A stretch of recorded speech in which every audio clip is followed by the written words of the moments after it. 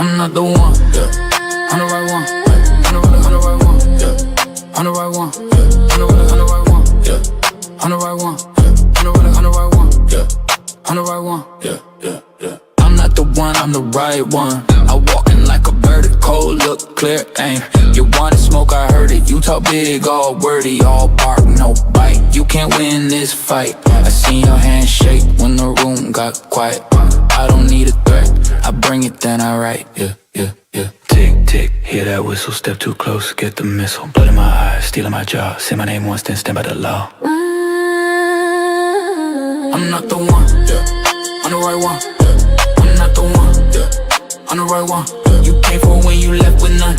I'm the right one, yeah. I'm not the one, yeah. I'm the right one, yeah. I don't just a crowd, I let them come. I stare here hard like a loaded drum. You keep on talking, I keep on moving. Your chest gets loud, but your legs ain't proving. You want that title, you want that crown. I take one look and I shut it down. I crash when the flow gets mean. I came in clean, let the scene pristine. Tick, tick, hear that whistle, step too close, get the missile. Blood in my eyes, stealing my jaw. Say my name once, then stand by the law. I'm not the one, yeah. I'm the right one, yeah. I'm not the one, yeah. I'm the right one, yeah. You came for when you left with none. I'm the right one, yeah. I'm not the one, yeah. I'm the right one, yeah. I don't bend, I don't break, I don't flinch, I don't fake. Every shot you throw just feeds my pace. Every lie you spit, I put back in your face. I'm not the one, yeah. I'm the right one, yeah. I'm not the one, yeah. I'm the right one, yeah. I'm not the one, yeah.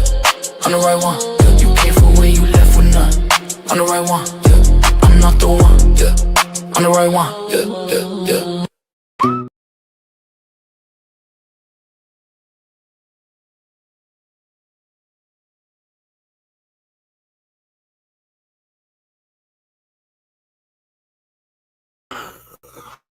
Shout out to everybody on here from that 214 to around the states to across the pond. Salute. You're now rocking with your guy RFD, aka Ray from Dallas, and I want to say, ladies and gentlemen, welcome back. Right? I want to let y'all know I appreciate everybody that's on here, right? Like with everything in me, because like if it wasn't for y'all and the support, I wouldn't be able to do what I do. So I want to let y'all know I truly appreciate that. And my motor, it never stopped going. I keep that same energy all the time. And this injustice and corruption we fighting, I'm all the way with it, right? So what I'm gonna do is, before we get this show started, we need to get everybody to and shout out to Classic. Man, that's the reason why I commented like that, Classic, because I was screen recording and you like when it started, they say 12 hours. Well, I'm glad you be keeping me up on game, right? But look, something wrong with my message, and so I'm gonna have to go fix that to see why I can't message. I don't know what the fuck, like my subscription on some other shit. So, but I get that shit fixed tomorrow. That's for everybody else who hit me up too on there. That's the reason why I couldn't comment. So I'm sorry. Just email me if anybody until I get that problem fixed. 214 Ray from Dallas at gmail.com. Oh man, it's a lot of drama going on, and I ain't getting the drama. I'm just gonna talk it up, but I want to get everybody, please like this, please share this. Turn up for me. I do. Y'all know how I do. I'm on that bullshit again. Let me tell y'all a little story about me. In the boxing world, my name is Mr. IOTBA. The acronyms for IOTBA is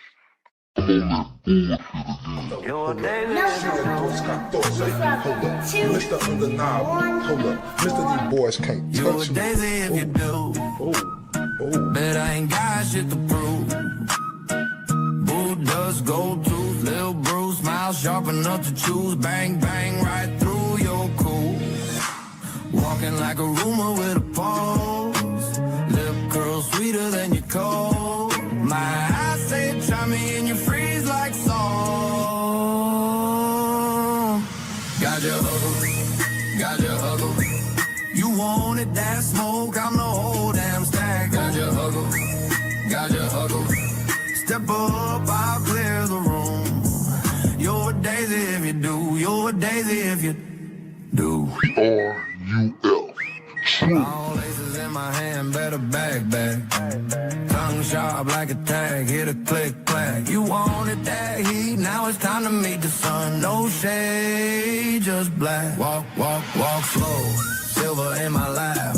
Halo crooked heart attack, say your piece, talk that trash. I turn every word to glass. Cut deep. Oh shit, it's your boy Mr. Today.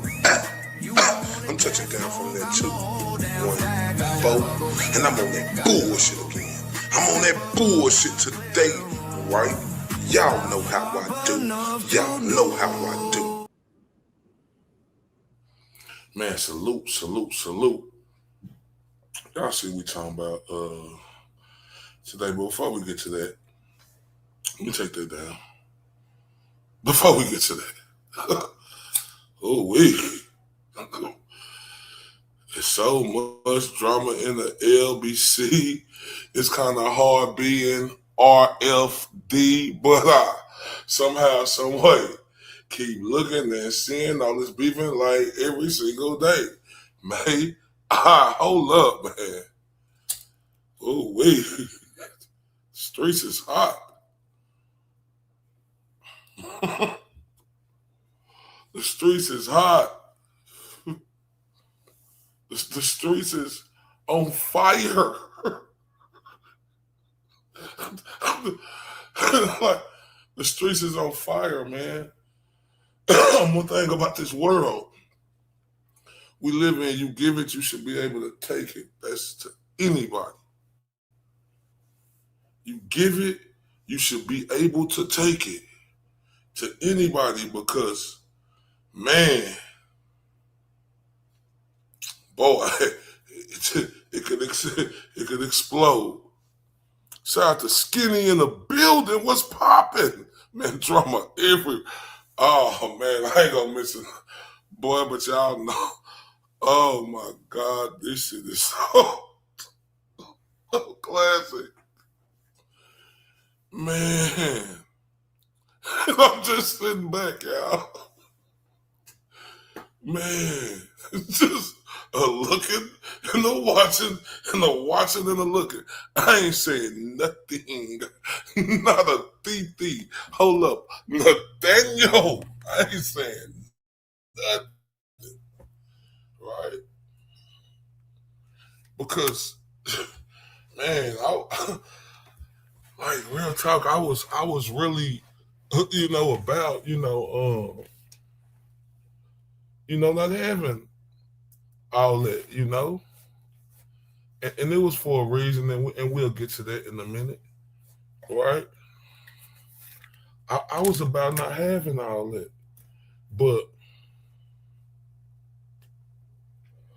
you can't make people out here do nothing, right? You can't make them do nothing, right? Because people is grown individuals and they can do what they want to do, right?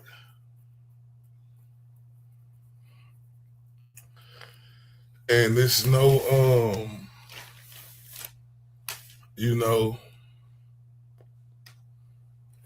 no saying how somebody gonna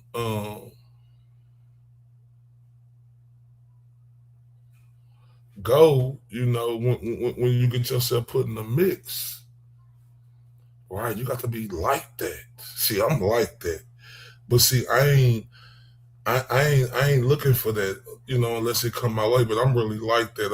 I could keep going and going and going like the Energizer Bunny. Y'all better look up them videos and scroll up my articles and stuff, right? But people make their bed, they gotta lay in it. Simple as that. And try to stop it, man, because we got bigger pictures out here, man. Like tonight, y'all see how we coming,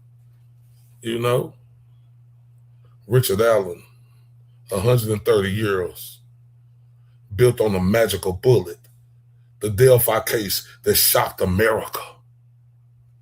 Let's take this walk. See, that's what type of time I'm on. I'm on Turtle Boy time for his case and any other injustice that's going out here, right? What time I'm on? Because this bigger than people feelings, right? Like, but like I say, you take it, you give it, you should be able to take it. That's just how it is, right? Shout out to everybody, but this is what type of time I'm on right here. And I'm so thankful for being brought this case, because I'm telling y'all, I'm gonna go super hard, like real talk with this one. And I thank Classic, and I thank everybody else who been a part of this movement, for feeding me, Seymour, feeding me, like the little shop of horror, to give me more knowledge about this that I had no clue about. Man, but today was a interesting day, with the lawyers being called, right? And today, man, I got a chance to rock out with Defensive Diaries, man. Shout out to Bob and Ali Mata. Man, they are freaking great. Oh my God. They are freaking great. And that's like one of my first time just rocking over there like that. I always seen them and I knew about them, and I, like whoop-de-whoop, but just really, I seen them always in the sitting on, and him, Bob, being on other people's channels and stuff like that. But man, being over there rocking with them today and all the wonderful people in the chat, man. When I tell y'all, man, I said, man, I said thank y'all for. I said this chat is freaking awesome, man. I think one of the mods over there, Ka, they said, man, we try. I said, try is an understatement. I'm having the time of my life. Man, I had the time of my life over there today. I couldn't stop laughing, especially this individual, Andy, had me rolling. It was just a bunch of people over there. Bob and Ollie had me rolling, especially when we thought they was froze. Oh my gosh, shout out to Donovan. He was over there today. Man, I had the time of my life. Like, I ain't here to gaslight nobody, but that was some of the best time I done had and enjoyed, watching the show, right? Like, they are the truth. And I don't know if y'all know how I say truth, but that's TRUF, truth. Shout out to Sharon, one of the mods over there, showing nothing but love, man. But when I tell you, I felt like I was, at home. I'm telling y'all, like, it was amazing. Who are?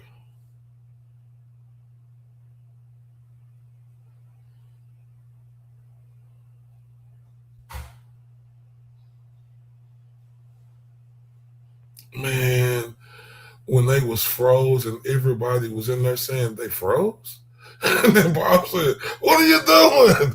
Oh my God.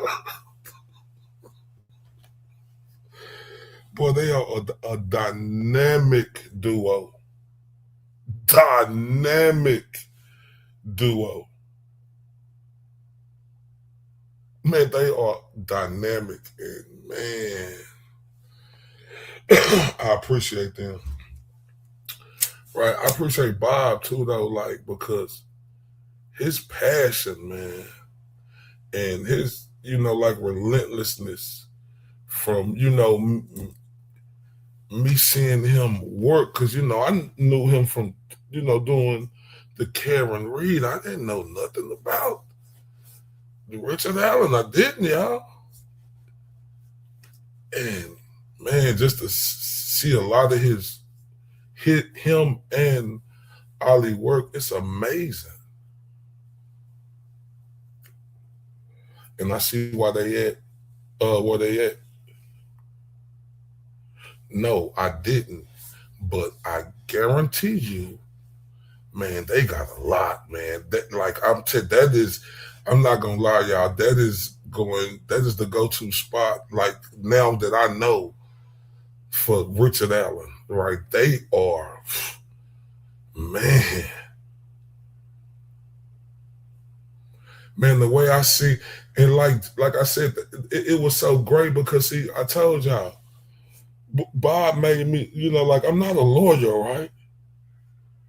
I'm not a lawyer. So Bob and Ollie, they made me understand it by breaking it down, in terms to where I got it.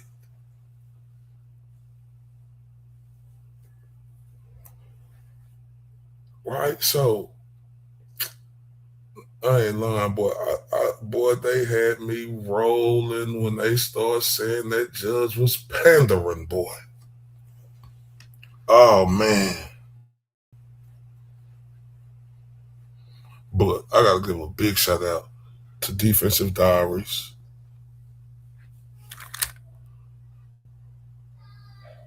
Right? Oh, I missed too, right? What? Huh? What you miss? But shout out to Defensive Diary. Shout out to Bob and Ali Mata. Oh my. Sensational. Shout out to all of my. Shout out to the chat, man. Like, bro, when I tell you, it just feel like a big old bar hug coming over the other day, man. Yeah, shout out to Criminality and Sloot. They was in a bit, man. Yeah, Sloot. And I got some of that tonight because, like, that's what I want to do. Yeah, I want to go back over to Elvis, right? And, the first time I heard Sloot, and I think that's Criminal T.Y., was that them who were reading the interview classic that you got me with Elvis and her? And I'm playing that because, man, like this case right here, it's something else, right? And it's wild.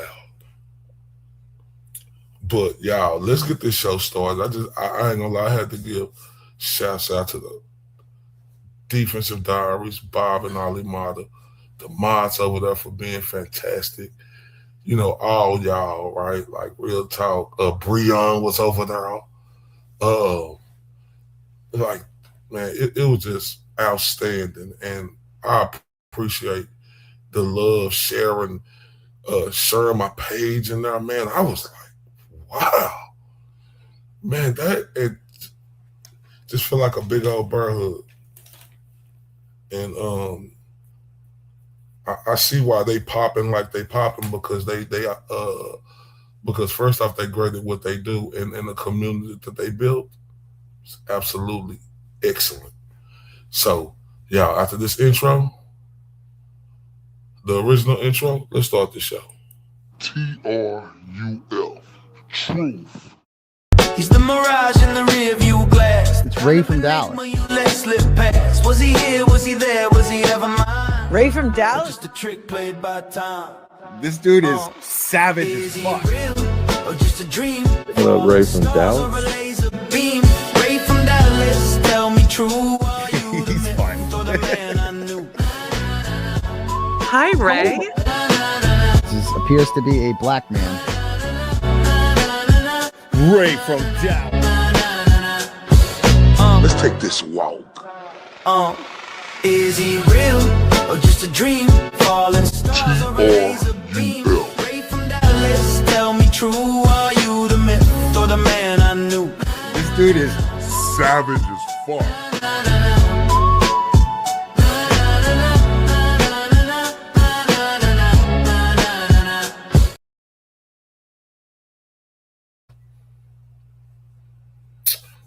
130 euros.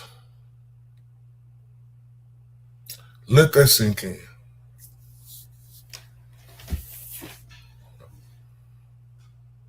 Everyone, I have to say this because this case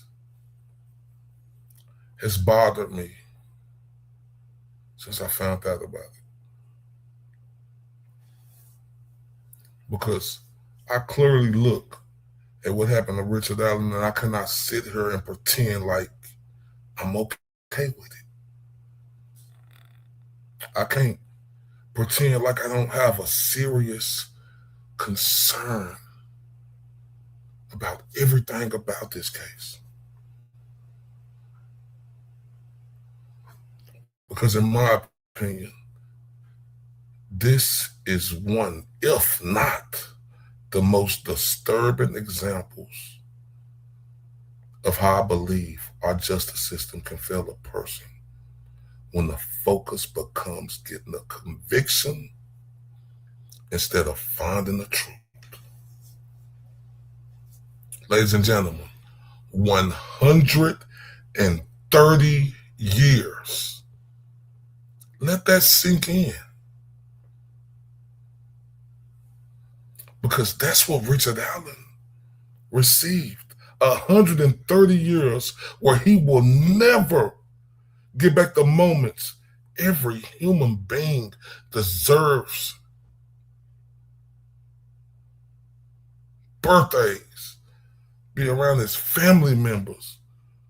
Just watching life move forward. It's gone. And for now, the question is simple.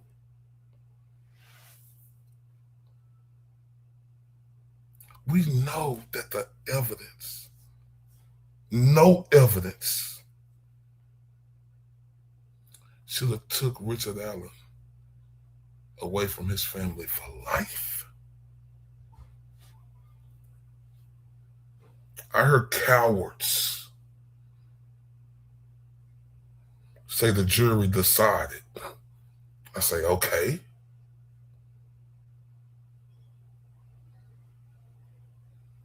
The jury was pieces of shit along with the judge. She was a piece of shit.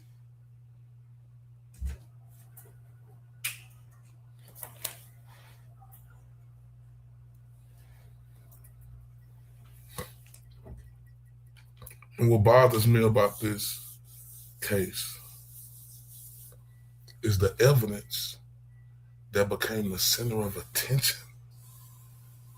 Right? The center of every fucking thing. The magical fucking bullet.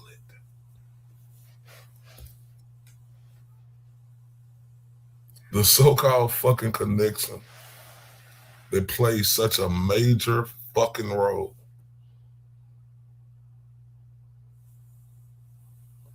And I ask,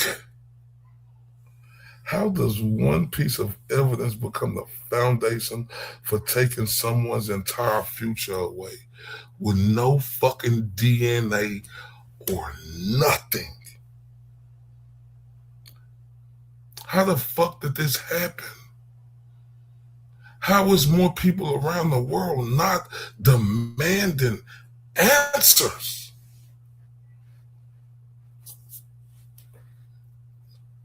I'm never going to ignore the victims.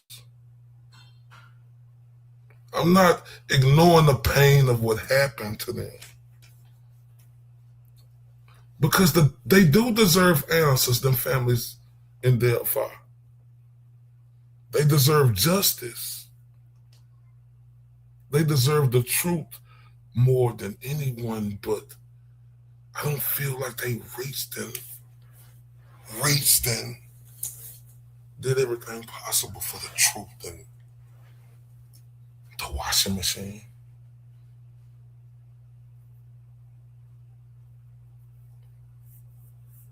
Because even they could see everything. And they, along with everybody around this world,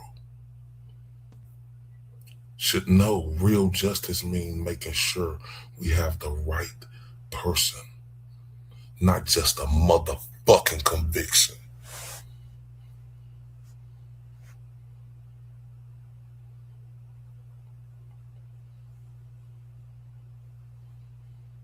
Because they were wrong.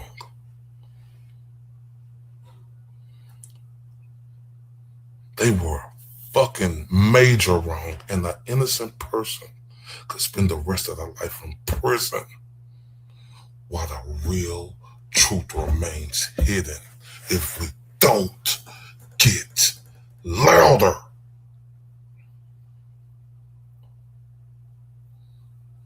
Just thinking about that, the possibility of it. That should bother every single motherfucking person on this planet.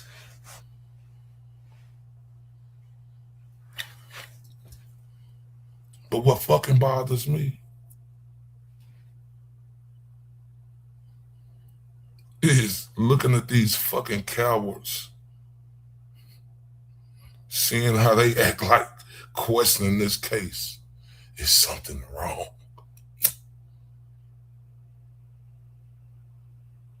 No, you fucking idiots. Because this justice system was built off questioning. Questioning is what's supposed to keep this justice system honest. But in this fucking case, the justice system fucking failed. They didn't do no questions, right?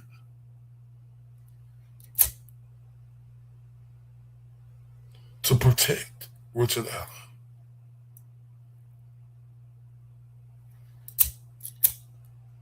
They know about how history and how wrongful convictions could repeat themselves. They gave two shits, right? And I remember Classic was talking about something today. Dude did 22 years. I think I gotta watch that documentary. Like that case right there. Forgot what his name. It was just on the tip of my tongue.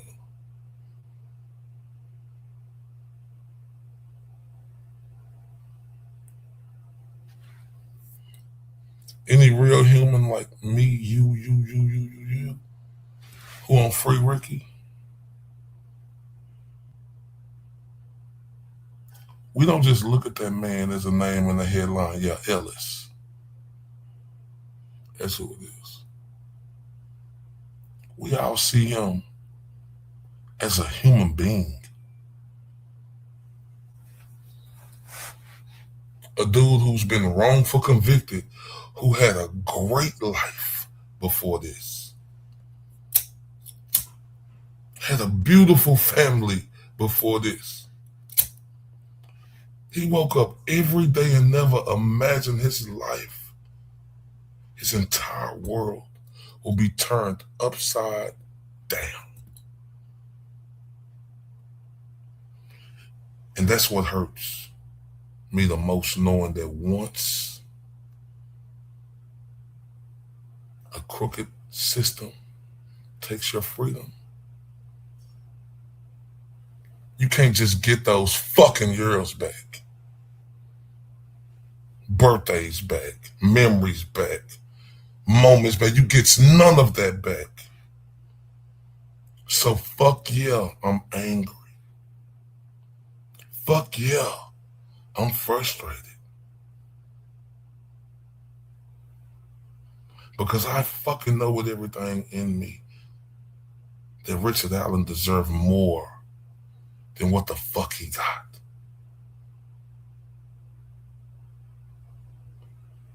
And anybody, I'm talking to anybody, you should never ever be comfortable with a conviction when people still have legitimate questions about how that conviction happened.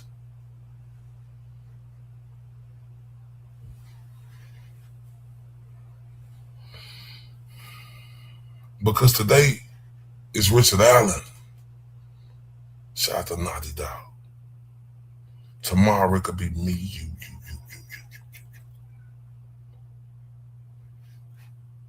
Everybody.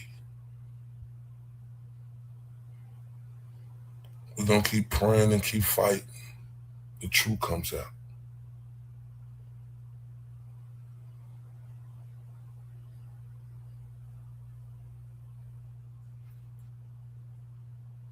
Because Delphi, the fucking cowards and pussycats they are, should be uncomfortable until Richard Allen is free.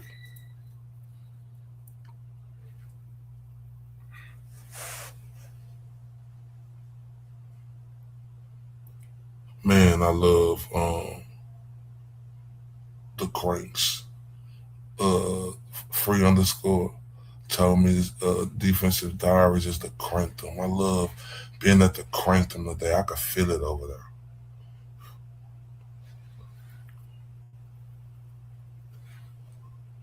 You're fucking buffoons. I could feel it over there, y'all. Because when I don't know about something like the bullet, listen, y'all, I am befuddled.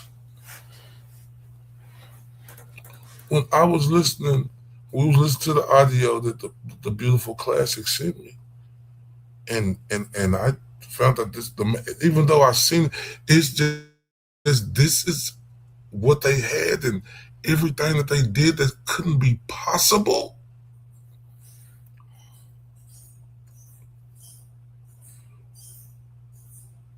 Are you kidding me? Now, we didn't get a chance to see the visual yesterday, but it'll be irresponsible of me today not to have that visual because, I was so in a game yesterday, man, just with disbelief. Let's watch the beautiful Andrea Burkhart and Runkle. Bullet is no indication that there was a gun involved in this crime at all. It's just there's a bullet there, and so it's evidence, and they're going to use it for comparison purposes. That's what's really weird that somebody would bring a gun in order to do the stabbing. This is, I don't know if you can read this, cartridge near bodies. Yes. 40 Smith & Wesson. But we do see that this is a Winchester branded 40 Smith & Wesson. Yes. What do they decide to match it to? 40 Smith & Wesson made by Blazer. Yes. Yes, different round, different manufacturer.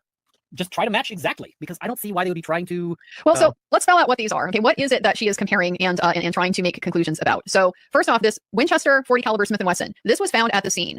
This was, according to the testimony from the trial, it was discovered the same day that the girls' bodies were discovered, which was about 20 hours after they had gone missing, maybe 24 hours after they had gone missing the day before. It was found basically partially buried in the dirt, kind of in between the legs and feet of where the girls were located. One of the crime scene forensic folks had testified that he was using an alternative light source at the scene to try to pick up blood spots and blood spatter. And while he was using this ALS, it's causing a glitter in the ground. A glitter. It caught somebody's attention who's watching over from the side. They see the light basically flash on it. They go and identify it as this cartridge. So they collect it. We never had very good pictures from the crime scene of like exactly how this bullet looked at the time when they found it. Like, is it partially buried under leaves? Is it partially stuck into the ground? All we really see is just, the bullet after it's been removed from the ground. So first off, we don't, the girls were not shot. The girls were stabbed. The girls were cut. And so they're, other than this bullet, is no indication that there was a gun involved. So then we have the Glock here is Richard Allen's firearm that they recovered 5 years later. Tens of thousands of tips, not a single one was Richard Allen. Nevertheless, 5 years later, they go out and they get the search warrant for his house and they get his Glock. So that's what they are comparing his gun. They want to see if it will produce the same kind of markings as they're finding on this Winchester 40 caliber Smith & Wesson. The Blazer round. At the same time that they did the search warrant and found the Glock pistol, they found his ammunition that he has for his Glock pistol. The problem, of course, he doesn't use Winchester. He uses Blazer. And this one particular one is found in what law enforcement characterized as a keepsake box. Yeah. So that's really the background for all of this, how all this ties together. If it's confusing, it sounds like it doesn't tie together very well. Yes, exactly. That's because this case does not tie together very well. So if you're wondering about the bullet for the knife crime and why the bullet is connected with this other bullet of a different manufacturer, I don't have a good explanation for you. There was another 40 caliber that had been seized and tested in the very early days of this case. I have to go back through my notes to be sure, but I'm pretty sure that one belonged to Ron Logan and could not be excluded at the time. This is one of those things that should stick out as odd, but it gets even odder. Yes, it does. Indeed, it does. I love how they've got this of like, we're comparing it to all these comparison exclusion guns that they clearly found in like a swamp. They found those in the creek. I'm pretty sure they talked about searching the creek and finding a bunch of firearms that I guess could be ruled out. Right, the Glock Model 22 was the one they got on February 17th of 2017. That was Ron Logan's. Logan's gun. And the thing that just always bugs me about that affidavit, if you read it, and I just reread it last night, is the fact that there is no mention whatsoever of the unspent casing at all. How are you writing a PCA? That's a good point. I've never thought about that with the Logan PC. Yeah. Right. You know, like how do you not include that the unspent casing is not mentioned anywhere? And this was prepared by the FBI. So already they're matching, unlike ammunition with unlike. And the other thing that's really interesting is we've got a picture of the Blazer ammunition here in the bottom right. And so it looks like he's got a mix of a different style of, I don't know if that's hollow point or just a flat nose. Yeah, you can't really tell from the angle. They didn't show us very well. But this one is clearly just full metal jacket with a round nose. Yeah. So not what we're looking at with the Winchester. And so I actually thought it was kind of interesting how they've got the Winchester round here and the Blazer round so you can see the head stamp, but they don't actually show us the Winchester in the side profile. Yeah. Because if they did, you might go, these are little indentations, extractor marks. So for the people who are sort of unfamiliar with firearms, we've got, when a semi-automatic handgun is fired, it does a bunch of things. So those are, you pull the trigger, the hammer strikes the primer. That's that different colored sort of center bit there, because these are center fire cartridges. And that primer is a readily ignitable compound that then sets off the powder. So, that then ignites the powder, which sends the projectile headed on its way. Now, at the same time, once it sort of fires, the slide gets pulled back, and the slide getting pulled back opens the action, and an extractor grabs the cartridge and pulls it out or grabs the casing, because now it's no longer a cartridge, it's just the spent case, pulls it out and kicks it, like fires it up, like ejects it. You got the extractor pulls it out, and then you've got an ejector that gives it a kick out. And so now that case is out of the way, it's no longer there. And then as it goes through, it strips another one off the magazine, like another cartridge, and puts that in the chamber. The action locks up again, and everything is ready to fire once again. All of those little things involve little bits of metal touching other bits of metal with varying degrees of force. So you can get marks from these things in all sorts of places, but one of the things they were looking at was the marks of the extractor, where it's sort of grabbing on and then pulling out. And so you see they've got these little marks that they're making, and that's what they're saying they're comparing. But normally what you'd be comparing is fired cases to fired cases. That's the most common thing, right? Yes. Yes. So or bullets to bullets, fired bullets to fired bullets, which is, often much more helpful than the shell casings are, because it will pick up rifling from the barrel of the gun that the shell casing will not. But we're not gonna have a firing pin mark here because not fired. I just want to explain just what they do with this. This is so mind-boggling to me. Yeah. To you, the great Runkle, it's mind-boggling to me too. Right, and look, just like Free _ said, Runkle, an educated gun dude, man, that dude is impressive as it comes. Not only is he impressive, Andrea is freaking impressive with that. But when you in this business and you're a lawyer, you have to do your due diligence like that. But you just see people who got that it factor about them. And when you listen to Andrea, when you listen to Runkle, like that it factor is just there. They educated a lot of people around the world who wouldn't have never knew about this, including myself. See, that's why people like them are vital, right? And everybody who do everything in this world is vital, but I'm talking about in this certain situation, because people who don't know that couldn't be possible, because basically what they're saying to me is it don't add up. It's not possible. Nothing, right? This is great for people like me who didn't know could get caught in a position, or anybody else who don't know this information like this. Because when you're going up against powers and they're trying to get you like this, you got to either know the law 100% or your money got to be right to get one of them good lawyers and experts and stuff, and like Andrea or Runkle, right? So let's continue with this.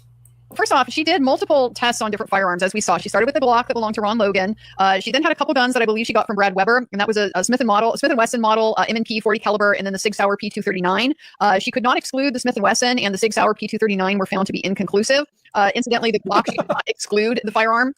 So 3 like completely unrelated guns now all so far cannot be excluded from having made these marks. So what they do, if you are going to see if this gun produced the cycling marks on this cartridge, or similar to this cartridge, you would take a similar cartridge and you would cycle it through the gun, right? You would put it through the same action, see if you get the same result. So she did that, but the problem was she didn't get the same result. She didn't get any like markings on the cartridge that she cycled through Richard Allen's gun that she could use for comparison. So that wasn't a good answer, given I think what they wanted as an outcome of this particular analysis. So what she did then, this is the fundamental problem, is that they already know what they want. Because they if already they know didn't want these two to match, she would have done the next step. She would have just been, okay, we're good. So what she does then is she fires around. She fires around through the gun and she collects the spent shell casing, and then she compares the spent shell casing to the unfired Winchester cartridge, and she says, lo and behold, they match. And that is so it's wrong on so many levels. It's wrong on so many levels. Who said this? This is one of the state's experts. No, that's not how it works. It was such a nightmare. Okay, so many levels wrong with this. The defense had a metallurgist who was there to testify about the effect of firing on the materials, to talk about how this would affect the forces and heat and all of that stuff would affect the materials that make up the casing. And he was excluded. He was excluded by Judge Gohl as basically not being helpful. So the prosecutor was allowed to have a ballistics expert testify to this lunacy that you can compare an unfired bullet to a fired bullet from a gun and compare the two. That's absolutely ridiculous, and that's not how bullets work, and that's not how casings work. That's sickening. That is a horrible ruling. That's ridiculous. Okay, can we get down to like the heart of the problem here, which is that what she did as a result of her conclusion here, she testified that she is able to identify Richard Allen's pistol as having cycled the cartridge. It was his gun. Also not able to exclude several other guns. He was not able to exclude several other guns. And the problem is, if you're saying it was this gun, that means it must necessarily not be all those other guns, but you couldn't say that those other guns didn't do it. National Academy of Sciences report in 2009 and then PCAST report in 2014. These have both been high U.S. government funded level efforts to try to identify problems in forensic science and to correct them, to try to propose some types of corrective measures. Here's what the 2009 NAS report had to say about tool mark analysis. I'm just going to give you a brief sample of it. Tool mark and firearms analysis suffers from the same limitations discussed above for impression evidence because not enough is known about the variabilities among individual tools and guns. We are not able to specify how many points of similarity are necessary for a given level of confidence in the result. Sufficient studies have not been done to understand the reliability and repeatability of the methods. Individual patterns from manufacture or from wear might, in some cases, be distinctive enough to suggest one particular source, but additional studies should be performed to make the process of individualization more precise and repeatable. These are important scientific principles. A fundamental problem with tool mark and firearms analysis is the lack of a precisely defined process. AFI has adopted a theory of identification, but it does not provide a specific protocol. It says that an examiner may offer an opinion that a specific tool or firearm was the source of a specific set of tool marks or a bullet striation pattern when, quote, sufficient agreement, unquote, exists in the pattern of two sets of marks. It defines agreement as significant, quote, when it exceeds the best agreement demonstrated between tool marks known to have been produced by different tools and is consistent with the agreement demonstrated by tool marks known to have been produced by the same tool. The meaning of exceeds the best agreement and consistent with are not specified, and the examiner is expected to draw on his or her own experience. This AFTI document, which is the best guidance available for the field of tool mark identification, does not even consider, let alone address, questions regarding variability, reliability, repeatability, or the number of correlations needed to achieve a given degree of confidence. So this is just like spelled out, a number of the basic problems here, which is that you don't know enough about this to be able to identify what exactly do you need to spot. And how many similarities, how many points of what kind do you need to identify to be able to say conclusively it's this gun and not some other gun that was manufactured on this lot, not some other gun that was manufactured in the same facility, not some other 40 caliber gun, that was manufactured by any number of manufacturers. You don't even know that much. But then your definition, your standard itself is circular. Your standard is circular. When does it agree? It agrees if the agreement is sufficient. And so when is the agreement sufficient? The examiner decides. It's literally, it literally has told you the standard is the agreement has been determined in the opinion of this examiner to be good enough. And that put somebody in jail for 130 years. So bizarre to me that they're like, we cycled it and it didn't match. So then we fired it and now we think it matches. And I'm going, but how? Yeah. Right. I took out of that what the great brother said, who was with Brother Counsel. They let this ballistic person testify as an expert. It's lunacy. Right? Now listen, lunacy, I don't know the correct definition, but I know when I heard him say it, it sounded like he was saying bullshit, right? It's lunacy. Oh my God. How can you, this, like he said, this is criminal. This is criminal. Criminal. To let this person who don't know nothing, and they say, oh, they could say this, and it's just okay when it's the science, like Classic put on this excellent video. It's junk. Are you kidding me? Are you kidding me? Or are you kidding me? And I'm serious, right? Because this man right here, and I hate to show this, but we have to get the word out. Listen to this, y'all. I need to know if you still love me, baby. Yes, dear. Okay. And everybody else will as well?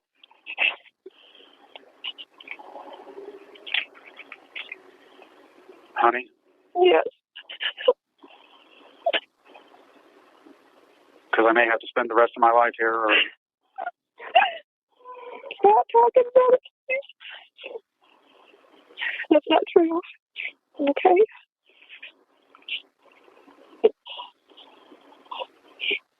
Okay? I don't understand. I just got to know that everybody's still going to love me. I love you. Because I may only be able to see you one last time. You understand what I'm saying? Yeah, thank you. It's not true. It's true, honey. No, it's not. It's true, honey. No, it's not. You're not well. I'm well. No. No, you're not. Yes, I am, honey.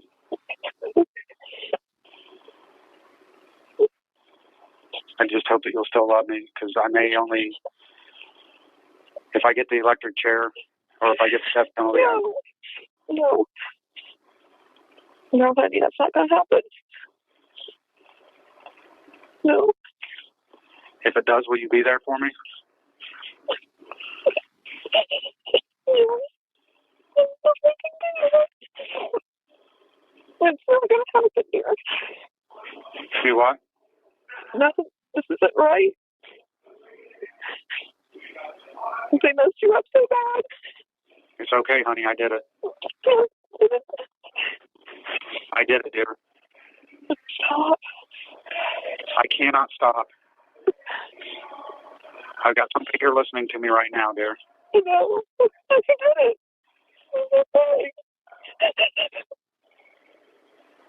I don't. Oh, you did it, dear.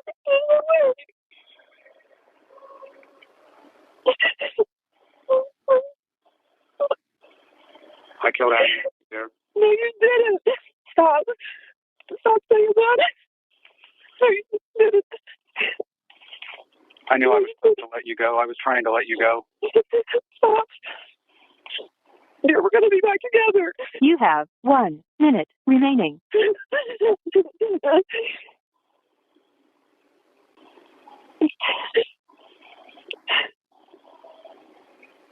I hope you're always going to love me. No matter what.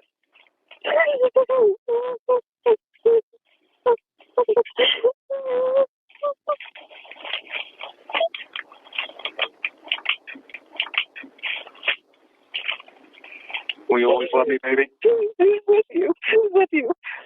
Who's with you? Who's with you? You need to stop talking. If there's no your lawyer's not there, you need to stop talking. Who's with you, honey? Who's with you? Thank you for using GT. That breaks my fucking heart, child.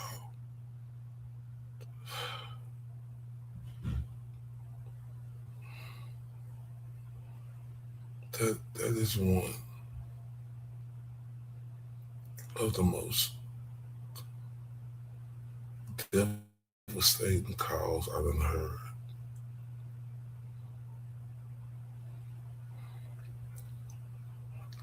Like, they are some pieces of shit, man.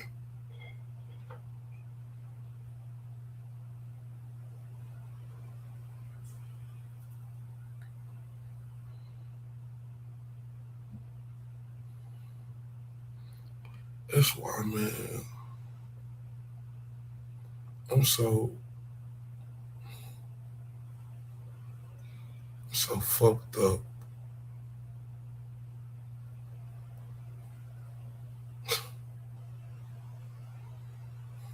Will you still love me, baby? I did it, dear. Will you still be here for me? This may be my last time talking to you. Or what you say?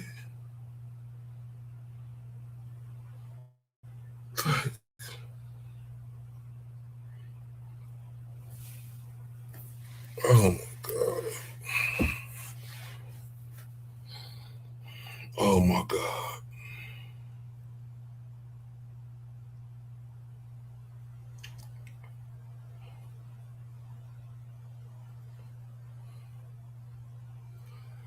He is under extreme circumstances on that call, y'all.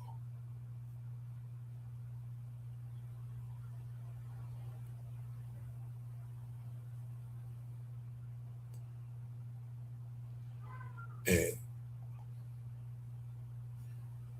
I don't even want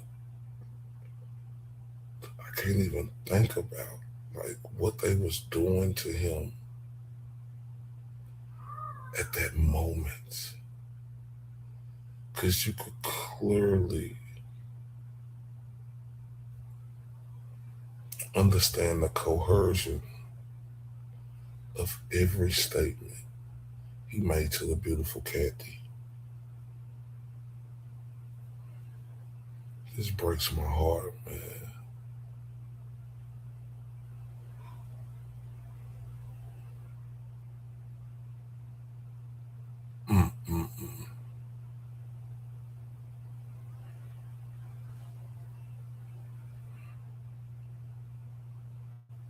I can't stop.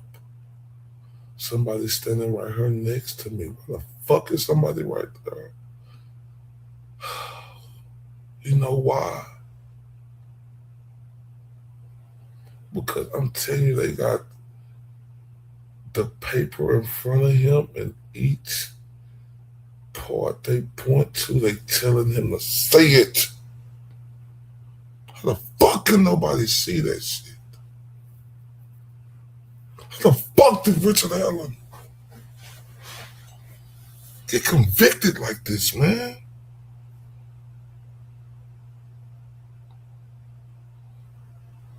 Who in their right fucking mind can't tell that that was coercion at its fucking finest?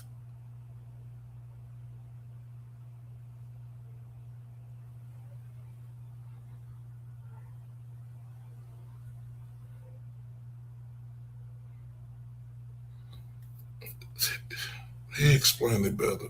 If you're a serious person and if you care about the health of our judicial system and our criminal justice system in this country, you should care about this. Yeah. Like put aside everything else. Put aside the facts of the case and just think about if we think that that's okay. What was done to him was a war crime. Yeah. Like unequivocally, if we treated prisoners of war the way that they treated Richard Allen, those are absolute war crimes. Yeah. And this is a guy, again, who I'm going to say was presumed innocent. you know, even in situations where Guantanamo Bay, the military is trying to use the excuse of not being U.S. persons or U.S. citizens, and yet that still got outlawed and banned, doing things just like this, just solitary, literally just solitary like this was outlawed and banned. And it's just like this, and that's for non-U.S. persons, non-U.S. citizens. This is a U.S. person, U.S. citizen. Yeah. The humanity of this, the torture that this man is going through, and the everlasting scars that will be in his mind, his wife's mind, his kid's mind. For what? Because you needed to get somebody? Gotta find the boogeyman? And then you all screwed up so many times, it's like, well... Or is this a cover for something else? Is this a cover for somebody else? What the hell? I mean... You know? The guy who was... The Predator guy who was going after one of the girls and said he was going to meet her there that day. Took you several years to arrest him on completely unrelated charges. And then Ron Logan died. Despite all of that. So let's go get the CVS pharmacy tech with no history and no evidence against him. Seems legit.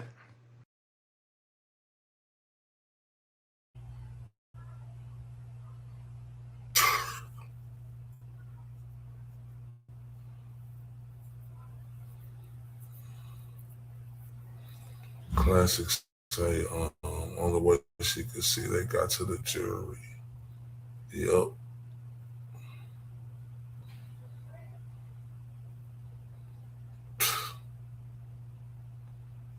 Because it's too clear, but as they say, when the jury hears something, when they heard it, it ain't even true. They just gonna go with it. Right, but this is his attorney right here, y'all. Check this out. Okay, this Purdue professor is a guy that, according to state police in their deposition a month earlier, entirely changed the tide of how this thing was being investigated. They were investigating heavily Odinism, Norse paganism, and according to Jerry Holman, who's the lead detective on it, once the Purdue professor cast his vote on this, this was not a cult, this was not anything Odinistic or Norse paganist, we just moved on. That's how important that Purdue professor was to them, they claim, yet they did not know, and they could not identify who it is, the state police. All right, well, what Nick McClellan did not know was going on at that very time as I was writing the Franks memo. And in the Franks memo, I called them out completely for claiming that they weren't able to identify the Purdue professor. I included Nick McClellan's email saying, how can it be? This is the most preposterous thing. It's laughable. It's embarrassing. And if there wasn't a guy, in my opinion, falsely accused of murder, this would be laughable, but it's tragic. It really is that they're not allowing us to figure out who this Purdue professor is. It caused me to think, did the Purdue professor really say that this was an Odinism? I'll get you to the end of the story there. He didn't say that. And it seems to me that that's why they were trying to hide the Purdue professor from us. So on September the 8th,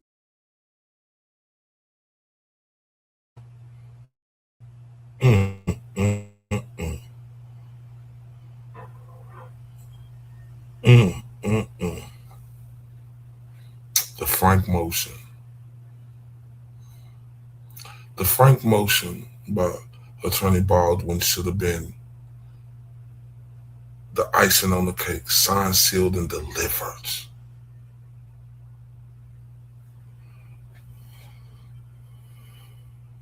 It should have been.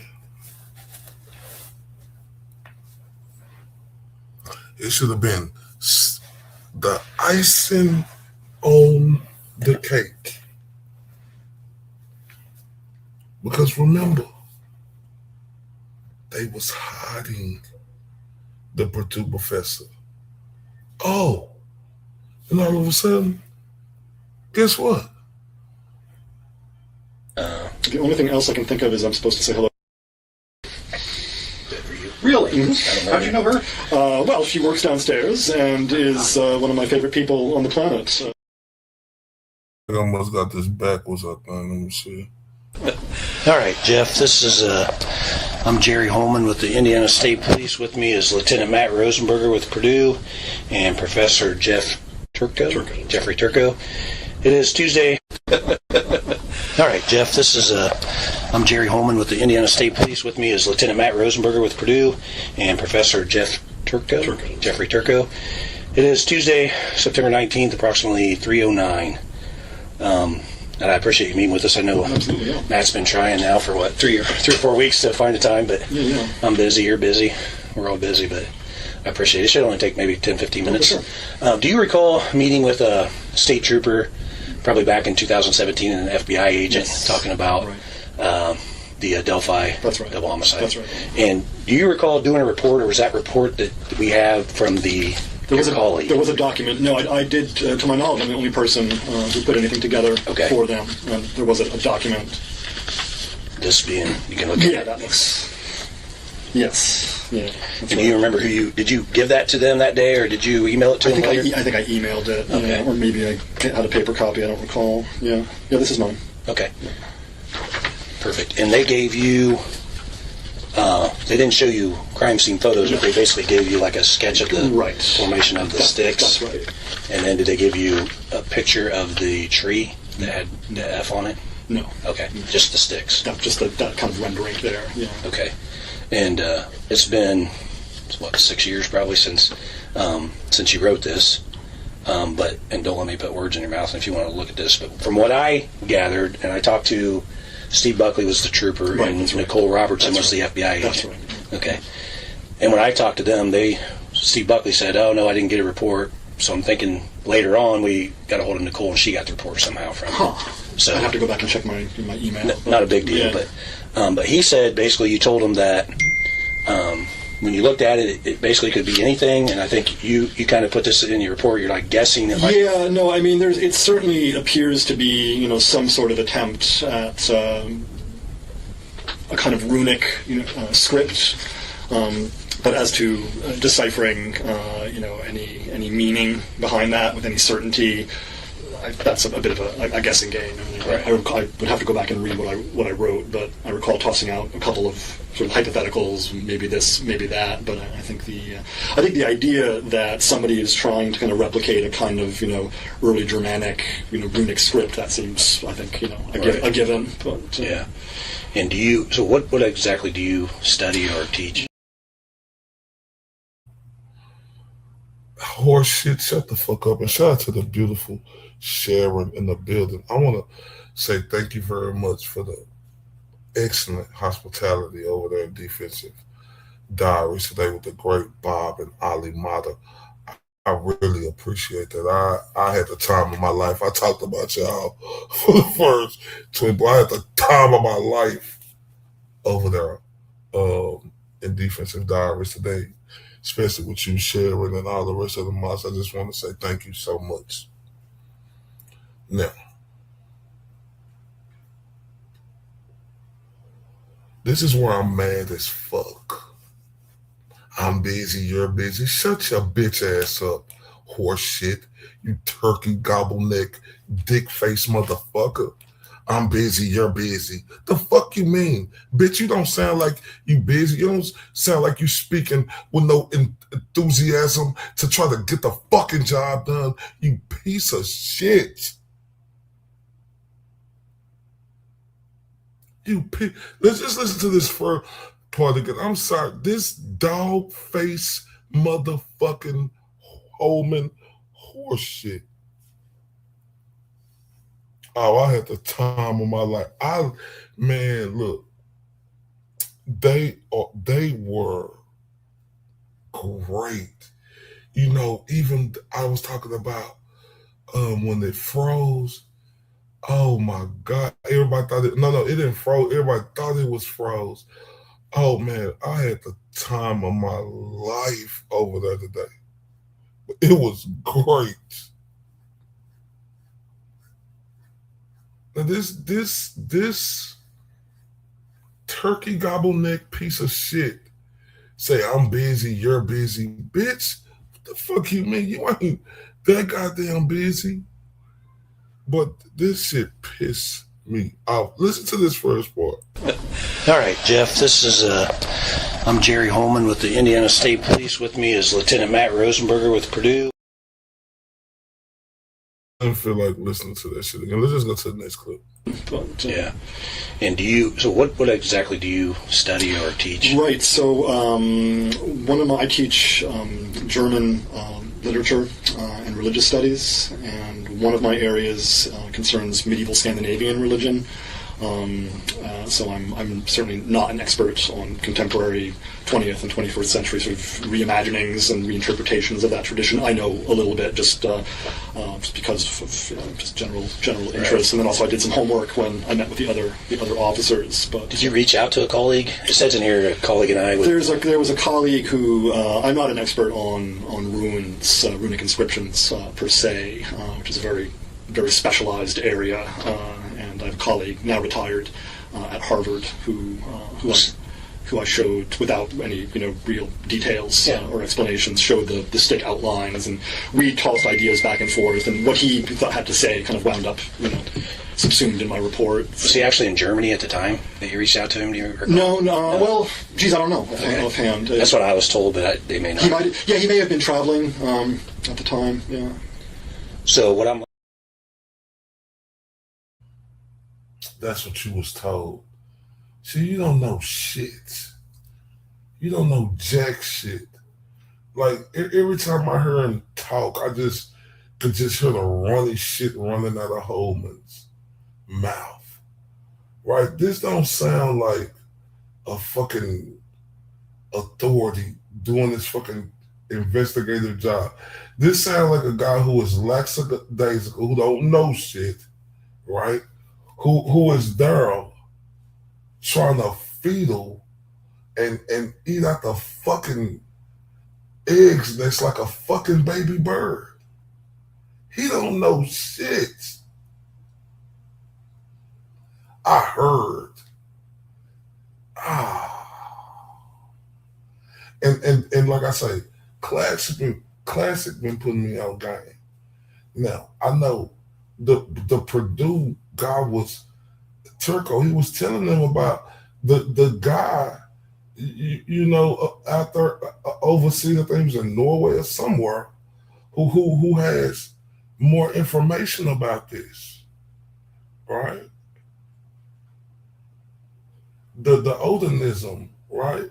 Of and how it was. These were fanboys.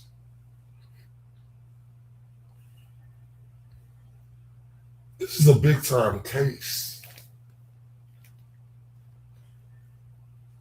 This is a tragedy in a horrific way. And you have this gutless coward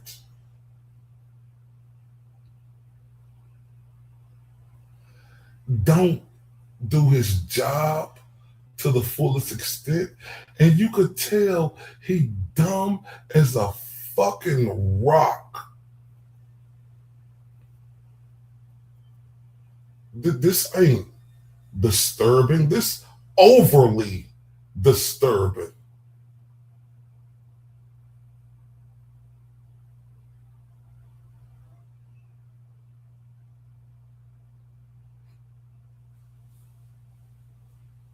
Like I said, this was a tragic, horrific case.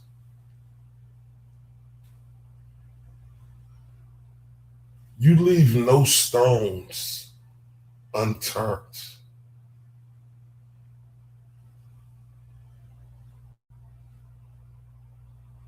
And this coward, gutless piece of shit who is nothing but waste walking on earth did none of that.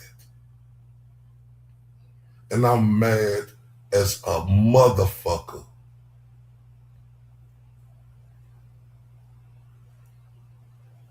Because it could have been me, you, or you.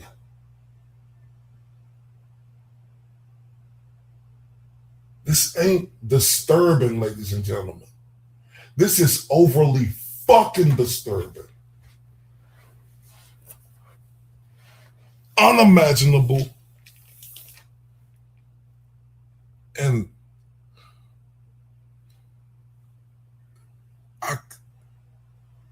I cannot believe that this was able to fly by with these bastards, man.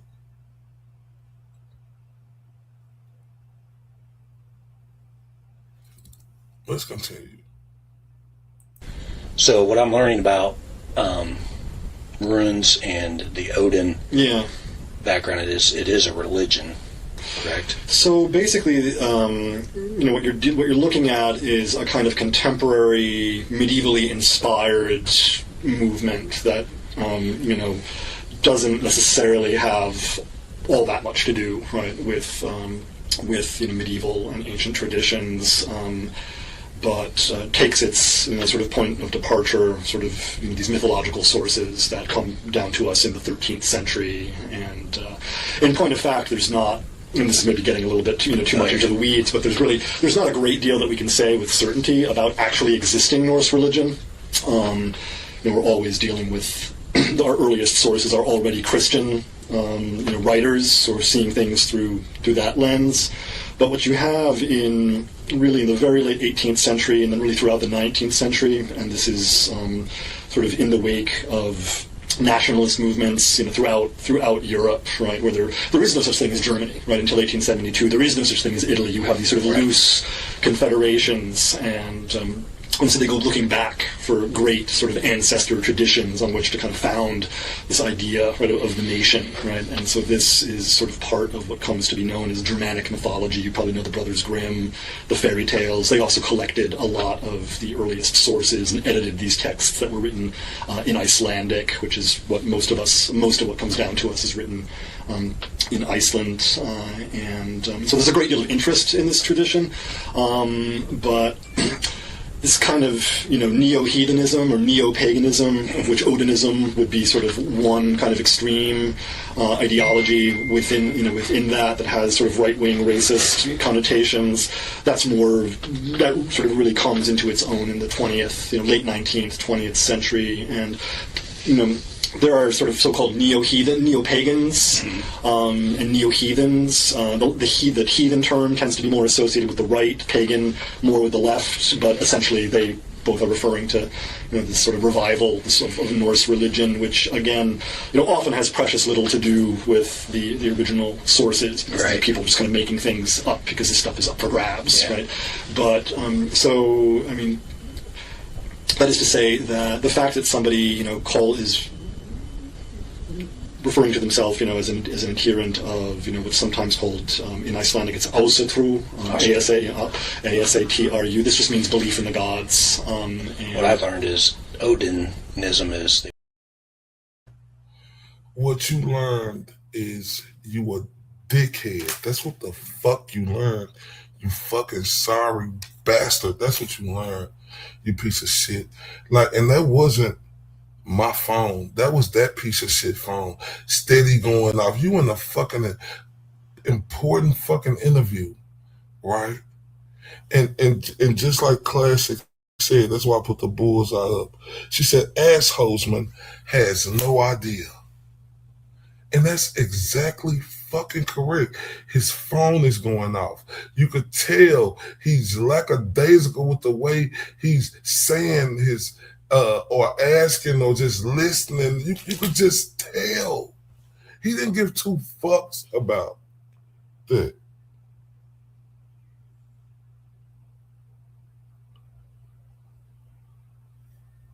Say, this bothers me, right? And it bothers me in a way, like Donovan said, right? Shout out to Donovan. He said Richard Allen is a traffic story that mainstream media has completely ignored his innocence. Oh my. Boy, that puts a knot in my stomach. And it should have a knot in everybody's stomach and make you want to even fight this fight more religiously like you have never done nothing in your life, because I'm going to keep saying this. It could be me, you, or you.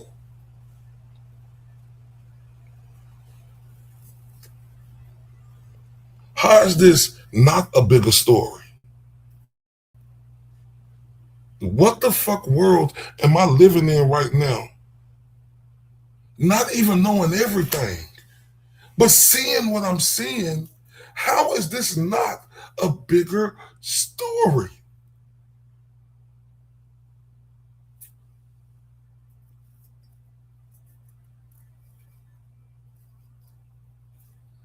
They rather talk about keeping up with the fucking plastic Kardashians than fucking an innocent veteran railroaded. Man, fuck y'all, man. Man, fuck y'all bitches, man.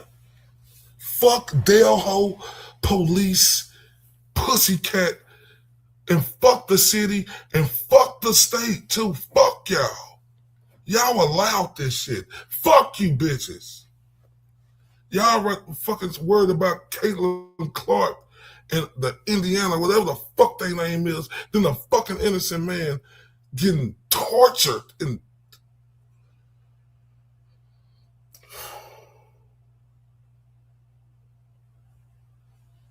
shout out to Amy Boston, man.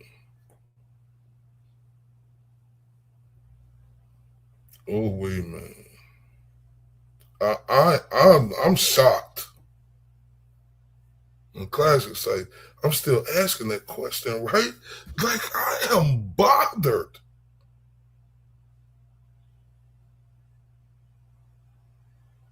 Yeah, it make you have tears in your eyes just thinking about this, man.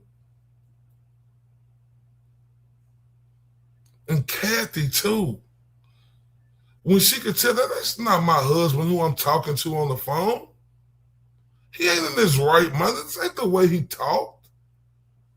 This is choreographed.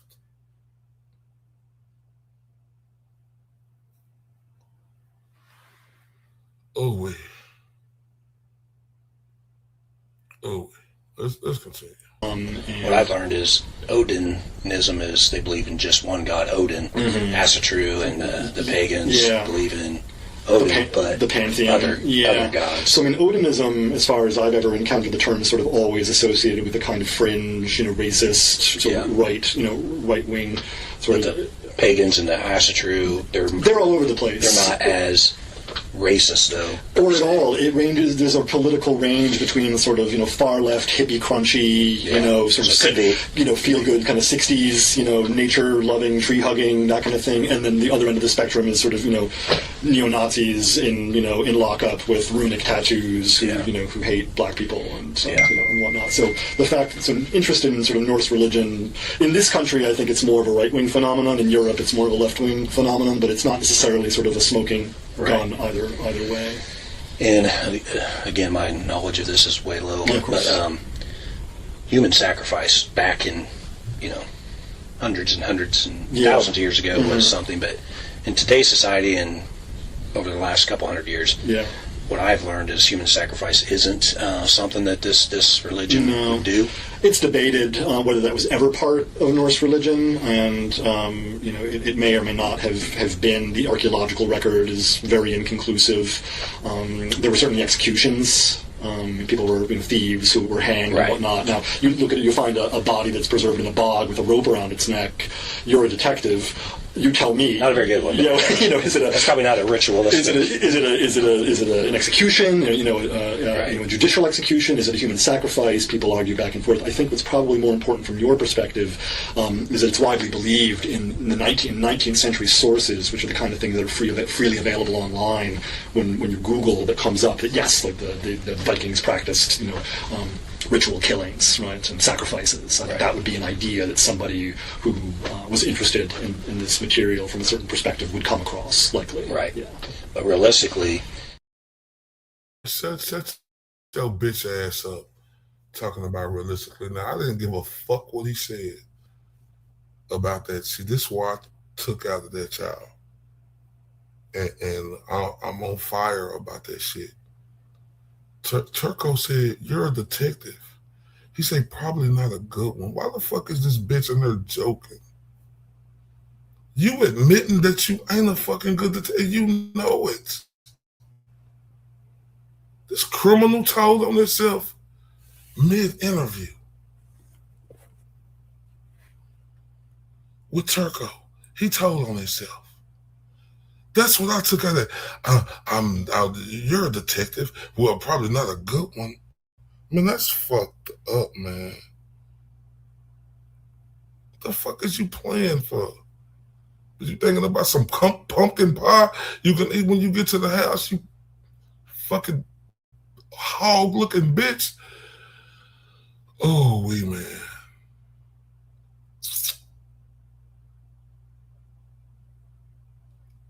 I'm...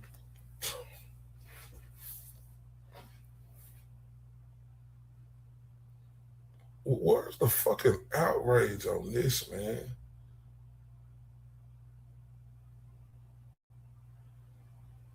What type of time I'm on? Man, we supposed to be fighting for injustice and corruption, man. Where's the outrage on this? How the fuck is this not a bigger story?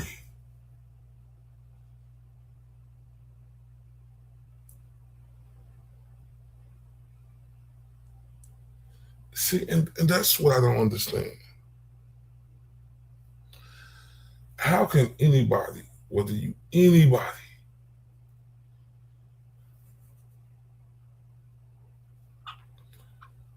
any other judge, politician, how can you see this clearly and do nothing about it?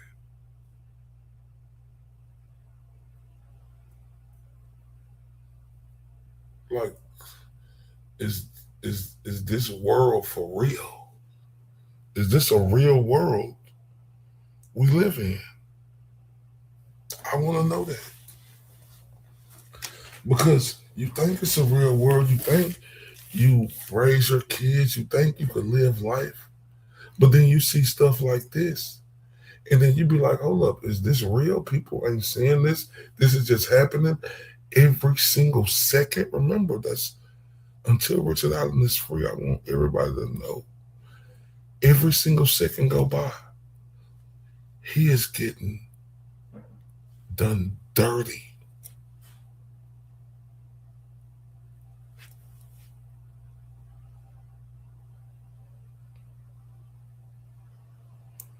Man, this is unbelievable, man. This fucking unbelievable, bro. No, I ain't gonna lie to y'all. I'm on this shit. I ain't stopping. I can't wait. Classic got me up on it. September 21st is when they come up to do their time. And I'm telling y'all like this. If that shit don't go through, like Classic said last night, this shit should be thrown the fuck out. Like, it shouldn't be no way on no part of this earth. I mean, not even a mustard seed that this shouldn't be thrown out. People talk about have a new, like, because I was thinking, like have a new case, but that's the stupid fool in me. The no evidence they got, the infinity and beyond corruption to frame and torture this guy. This should be thrown out. Listen, y'all. I pray to God or whoever y'all believe in, I need y'all to do the same thing that Richard Allen have that angel on his shoulder, walking with him to September 21st. And I say that from the bottom of my heart. I say that from the bottom of my heart. And I mean that because I am terrified.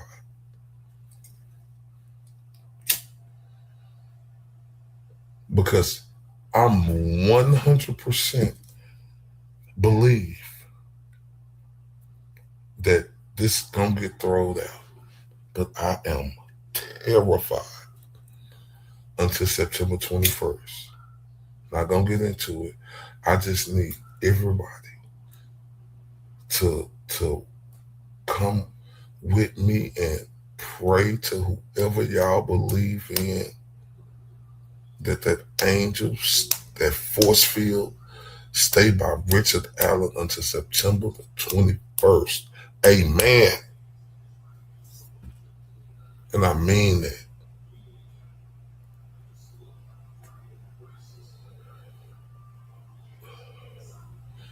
See, Cranks, what I want y'all to know about me, y'all, I don't know if y'all really know, like, I cover boxing, right?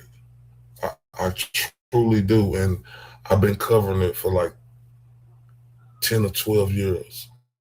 Like, I'm a real force to be reckoned with, and that side is physical, like, and it's physical, and I'm an assassin, right? I don't got no I can't or I quit, and hopefully I have some of the. I want to introduce y'all to what I do in boxing. Let y'all hear some of my interviews, see me sit down with some of the biggest people, because I'm really like that. When I'm on something, I'm on it, and I'm locked in until Richard Allen is free, and I mean that with everything in me.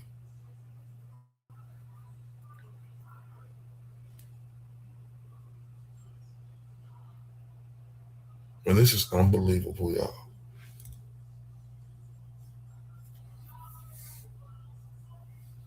It's unbelievable. And I'm telling y'all like this. I thank Classic and everybody so much, especially Classic, taking out the time to feed me this information, to direct me in the right place, I could see all of this, and man, thank you, and thank this community of Free Richard Allen, man. Y'all are fantastic, and I thank y'all for staying down.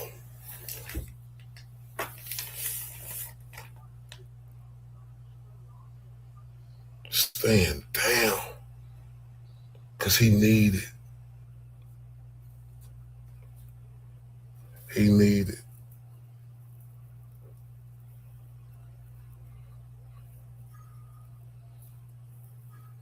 I'm upset with myself for not knowing about this case.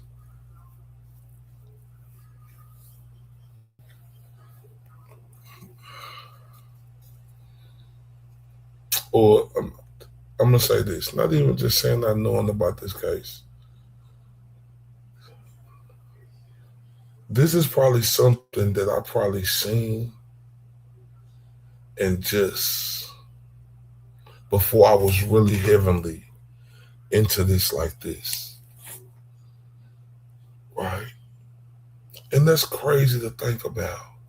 You could be watching something and you could just watch it and be like lackadaisical about it. And not, you know, that you're doing it on purpose, right? When you ain't into covering and going hard for something like that, it could just blow right by you. Oh, and that hurts.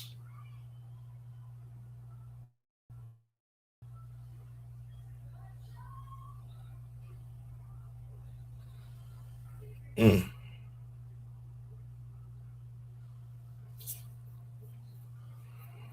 Mm. Mm.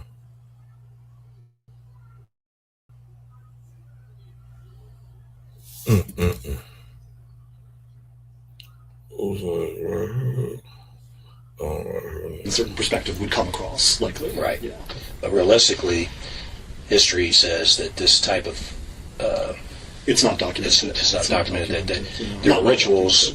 They're not usually practicing ritualistic sacrifices of humans. No, it's not any part of any sort of mainstream. Chickens. Animals. The usual goats and things. And what I was told by someone that had some knowledge is a sacrifice to them would be time, money. For example, like they compared it to Christianity. You take time out of your Sunday to go to church, and then you give money to the church. And that they would do that in a different way, where you would give your chicken that lays eggs away, because now you're sacrificing your eggs or something like that. Our knowledge of actual ritual practices, within actually existing historical Norse religion is very, very thin. Because the sources that come down to us are written by Christians 250 years after conversion, and there's a distance from sort of the lived daily experience, of religious adherence, or they just don't know, because the knowledge was stamped out. So what we're often dealing with are sort of people's ideas in the 19th century of what things must have been like, but often it's and a lot of that gets codified and gets accepted sort of uncritically, and then killjoys like me come around and say, yeah, no, actually, we don't really have any good sources for that. But again, in the popular imagination, I think there is this idea, right, that, and there is some textual support, right, that somebody who was kind of reading up, on Norse stuff would come across that idea, Odin sacrificing warriors, right, to himself and whatnot. That's in there. But is that just sort of literature, or is that, what really was that how things really were? These are kind of, academic questions. Right, and oh, wow. Or remember Elvis and was that Brad Holder, and Elvis running back saying, oh, if I spit on this, would it be something with me? Who does that? So look, I need everybody who tuned in right now, I need y'all to really hear me, not just listen. Because we are at a point in this country where people are watching a case like Richard Allen, and they're just asking one simple question that nobody in power seems comfortable answering out loud.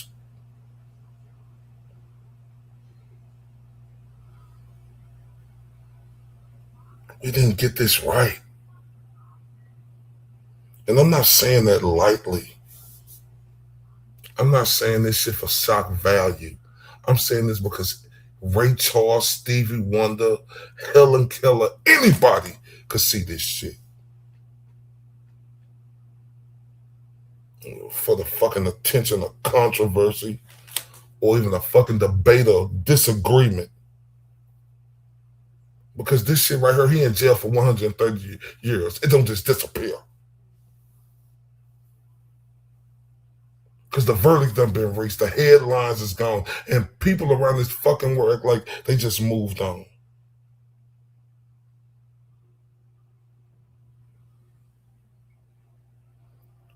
This shit ain't over, because closure is not the same thing as truth, ladies and gentlemen. And I don't give a fuck how uncomfortable that make any motherfucker feel on this earth. It's the truth. Because once motherfuckers start prioritizing and thinking this closure over clarity and knowing the truth, you motherfuckers ain't doing what's right. You motherfuckers is turning your eye and you are fucking wrong. Because I need everybody who with me right now, and I'm talking to every single viewer. I love all y'all, and I know y'all right. Everybody else who gonna hear this. This investigation was bullshit. It should have never survived. This fucking process of justice was not fucking fair. And we all should be very afraid. That wasn't fucking we got him. That was fucking inhumane. The controversy around Richard Allen being locked up on this bullshit with no evidence should make any motherfucker who ain't rotten bitter.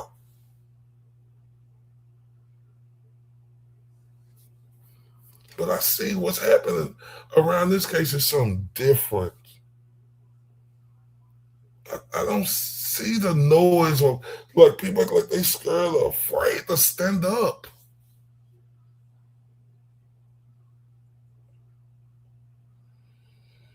And let me be very fucking clear. While I'm on air talking to everybody.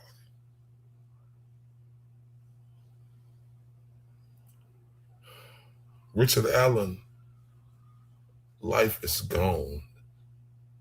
He ain't winning because of this, because he was railroaded. That's the truth. And everyone who did that to him, they're going to have to carry that weight. Right? Because we not stopping. And we going to bring justice to fucking Delho police pussycat department. Because this pressure is going to stay pressure. And doing the right thing ain't supposed to be average. It's supposed to be a fucking standard.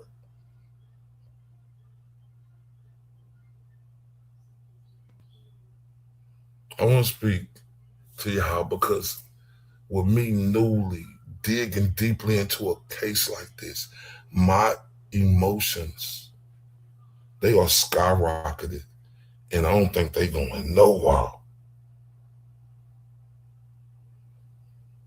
So please understand that my passion about this, right, is for real. And I'm hurt about this, and I mean this, and I'm going to do everything I can with my part to get Richard Allen for you. I can't stand that fucking, oh man. Damn.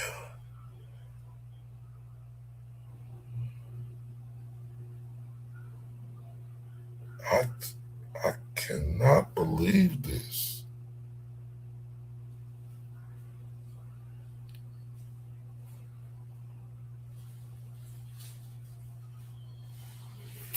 I'm really a lot.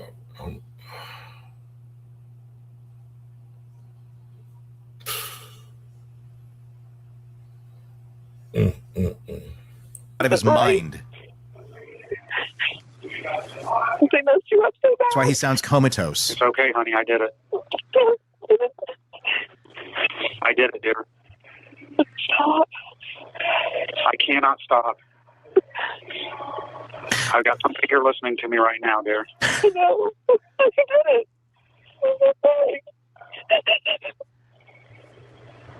I don't. I'm sorry, this doesn't only sound like a false confession. This sounds like a forced confession.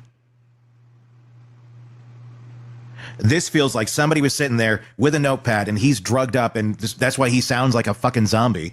And work your way down the list. And then if there's some, other things like break up what you want to say with something that sounds semi-normal. And then back on track. I just want to say this. I just need to say that.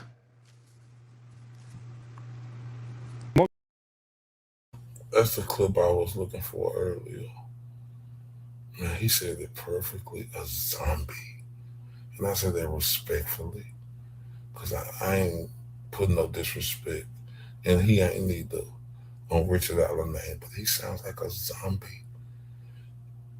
Not a person who's confessing.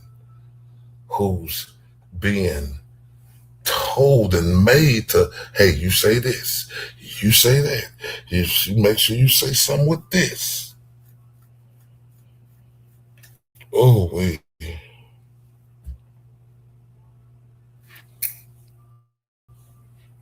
Man.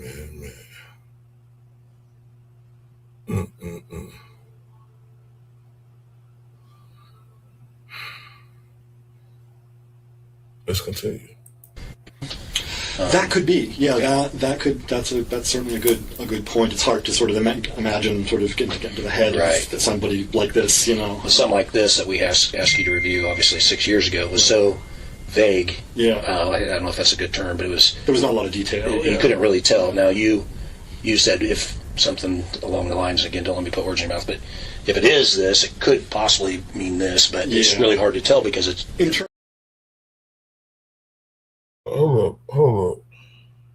Hold up, Classic. So they had interviewed him years ago? Oh, wow.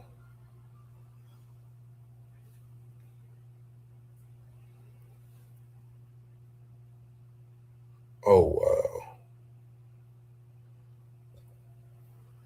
Dang, he said like 6 years ago? Is that what he said? We interviewed you 6 years ago. You didn't know too much information. Is that what he said? Yeah, Turco. Is that what he said? To Turco, when we interviewed you? No, he didn't say when we interviewed you 6 months ago. He said 6 years ago, it wasn't too much information out there. That's what the other dudes, that's what the horseshit face said to him. Oh, my God.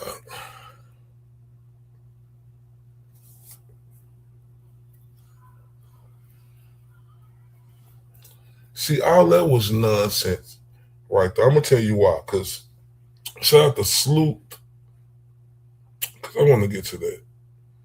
Shout out to them. Because they read Elvis wrong. They read his testimony or whatever he was being interviewed, right? And I'm gonna tell you like this. Like yesterday, when the thing came up about him saying, "Oh, if my DNA come up over there, you run back to will something be brought on me?" It's pointing right to him. To me, you ain't asking nothing like that.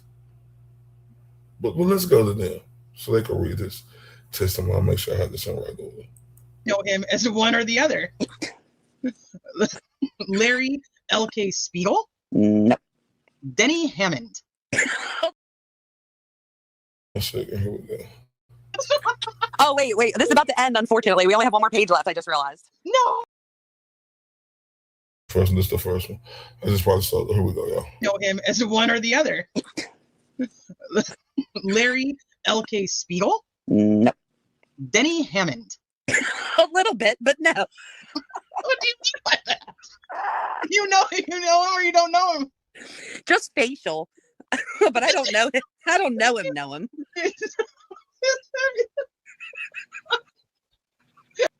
Facial?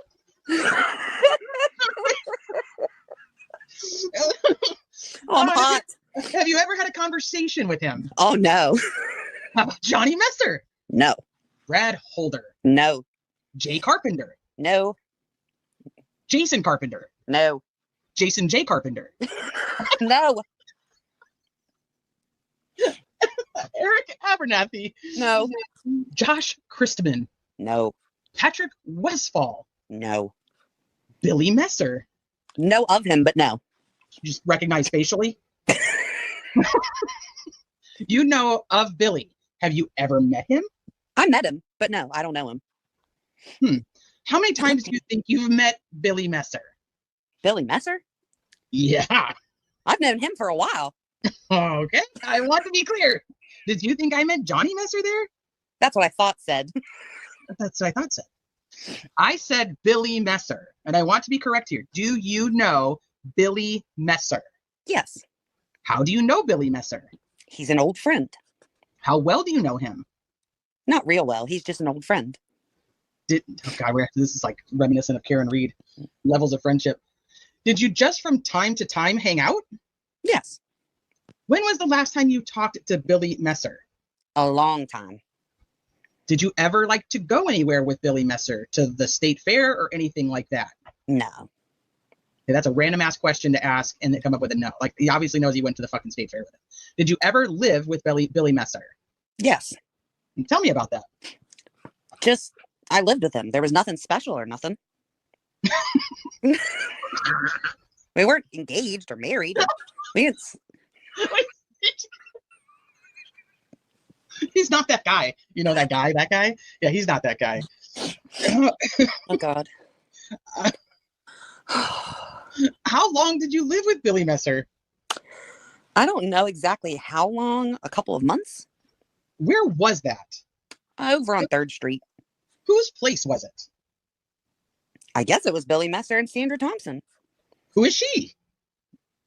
That used to be his girlfriend. Are they still together? No. That I know of, no. Do you know if Billy Messer and Johnny Messer are related? No. Did you ever see Billy Messer and Johnny Messer in the same room together? No, just like you never saw All Eyes and Sleuthy Goosey in the same room together. You don't know All Eyes. Stop it. I just lived with her for a while. There's nothing special. There's nothing special. Do you know some guy that they call Dougie? Have you ever heard of Dougie? No. How about Josh Stevenson? Have you ever heard of him? No. Todd Click? I've heard of him. How do you know? I don't know him. I heard the name. You don't know who he is as you sit there? I'm shaking my head. Is that a no? No. Taylor Hornaday. Do you know Taylor Hornaday? No. Robert Thomas? No. Did Ned Smith ever talk to you or Rod Abrams about joining a club? Never. No. Do you know if Ned Smith knows Johnny Messer? Don't know. No. Does Rod Abrams know Johnny Messer? No. I can't answer that either. I don't know. You've never talked to Ned Smith about Johnny Messer? No. Have you ever talked to Rod Abrams about Johnny Messer? No. Do you have any idea why I'm bringing Johnny Messer's name up? No. Why did you tell a police officer named Kevin Murphy that if spit is found on one of the girls but you can't explain it away, or you can explain it away, would you still be in trouble? Why did you ask that question of Kevin Murphy? Didn't. You never said that? No. Do you remember being given a DNA swab in your cheek? Yes. And they talked to you about what DNA is. Do you remember that? Yes. And after that was over, there was one of those officers that drove you back to your place. Do you remember that? Yes. Now, listen, y'all. I love that from Sloop and what she said her name was. Damn, I just heard her say it. Because I'm not too familiar, because I'm just a part of this now. But I love how they did this right, because it just it was so funny, you know, and it's like Sharon say, the laugh is contagious. It is, because you need something like this in hard times, because it just, they reading it out to make it exactly how the dumb, ugly, the Michael Myers melty face fucking Elvis was talking. You could tell that. Yeah, Teresa T, shout out to her. Right? Johnny Messer, the other Messer. Oh, you don't know them. Ned Smith, you don't know them. I remember it was just, and I can't wait to listen to the rest now, but it was just so astronomical how he ate all them words back up. Shout out to Melissa. Man, this crazy work right here, man.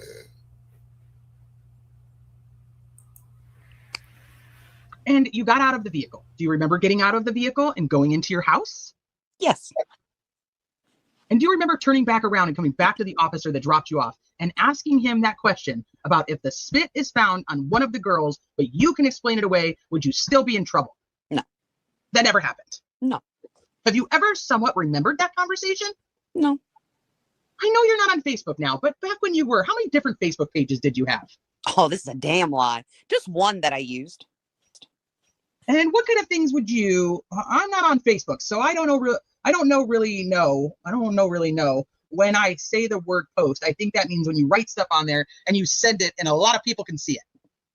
Pictures, decorations. Has anyone ever mimicked your Facebook page or the things that you put on your Facebook page? No. I got a lot of likings on some old pictures and stuff. Did you follow Brad Holder and mimic his stuff? Or did Brad Holder mimic your stuff? Mine. So Brad Holder mimicked your posts on Facebook. Is that correct? Yes. Can you tell me the kind of things that Brad Holder was mimicking on your Facebook? I know a couple of times when I posted something on Facebook, he would post the same things. Like what? Like my porcelains and stuff like that. For those of us who don't know what porcelains are, tell me what a porcelain is. Well, it's more of a women's product, but a man's product too, like aftershave, the glass porcelain jars like Old Spice. I have a question. I also seen on my Facebook page a picture of me, my tattoos. I don't have tattoos on my chest. That was on your Facebook page? Yeah, I seen it. How did that get on there? I don't know, but I seen it. You don't have any tattoos? I could show you. Oh, no. I believe you. I don't have tattoos on my chest. So I'm going to hand you Defendant's Exhibit 4. Can you tell me what that is? Yes. Oh. What's that? A picture, excuse me, with a knife and a mason jar. Is that your picture? Yes. And you posted that on Facebook? Yes. A minute ago, you said that Brad Holder was following you. Do you remember saying that? Yes. Is that what you're talking about, Brad Holder? Yes. So you know that that's Brad Holder's Facebook page, right? Yes? Yes. What did you think of that? Why did you think he was doing that? Well, it's like he was knocking me. How would he know that you are alive, Brad Holder? How would he know that you're alive and not just some dead guy? I don't know. How would he even know this? I don't know. But you did notice it back in 2015, 2016, correct? Yes. Why did you think he was mocking you? Do you have any idea? Nope. Did you ever try to find out? No. Have you ever talked to him? No. But you are aware of who he is? Somewhat. Just the name, yes. But know him? No, I don't. And you knew what his name was, or who he was at least back then, by name back then. Is that correct? If I could ask you to clarify what back then means. Yeah, that's a great question. I'll just move on. I don't know why I'm not clarifying. I could just clarify. What? Boy, wish I had to salute Teresa to you, man. Oh, wait, man, that was so good.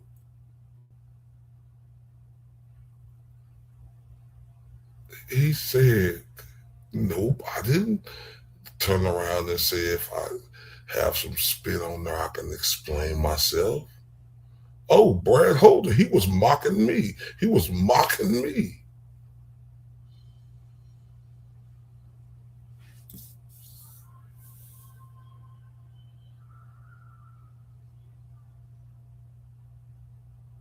Yes, Luke played Elvis perfectly. She did. She did. That was to the T. Man, shout out to her. Like, real talk. Man, nope. It was mocking me. Somebody put a picture of me on there with some tattoos. I don't got no tattoos. Somebody put it up there. How do you know? Because I seen it. Oh, wait. Oh, wait. Let's continue, y'all. I don't know why I'm not clarifying. I could just clarify. What? So I want to find out a little bit about your family. How many siblings do you have, brothers and sisters? 3. Who are they? Well, there's Joyce. She's the oldest. Lisa, she's passed away. Mary, and me. And I've heard this about Lisa, that she went missing. Is she missing or she actually died? I don't know if she died or not. She lived over in Ohio. Jesus Christ. Why do you think she did die? I don't know if she's alive or dead. You just said that she's passed away. Have you ever belonged to a white supremacist group? No. How do you feel about being proud of being white? Is that something you have an issue with, or do you think that's okay? I'm not racist. What kind of question is that? How do you feel proud of being white? Is that something you have an issue with? Like of being that he's white? Well, being proud of being white. That's a weird question. I don't think that people have to be considered racist if they're proud of their own heritage. Right.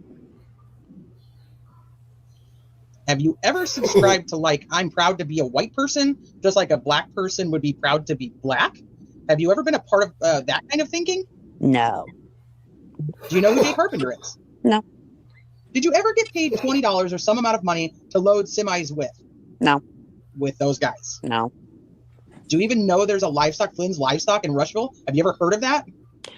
We used to have a hog barn, but no, I've never been to it. Did you ever used to ride with an Ed Hunt or Eric Abernathy or Josh Chrisman? No. Tell me what you know about Danny Hammond. He's an old friend. When was the last time you talked to him? A long time. Like before 2016 or since 2016? After that. After that, okay. Have you ever done any work with him? No. Have you ever seen anyone arrange sticks on bodies in a certain way? No. Have you ever heard of Odinism? No. Or Vinlander? Have you ever heard of that? No. Have you ever heard of acid trip? No. How much do you know about the Delphi case? Don't. Do you know the names of the girls that were killed? No.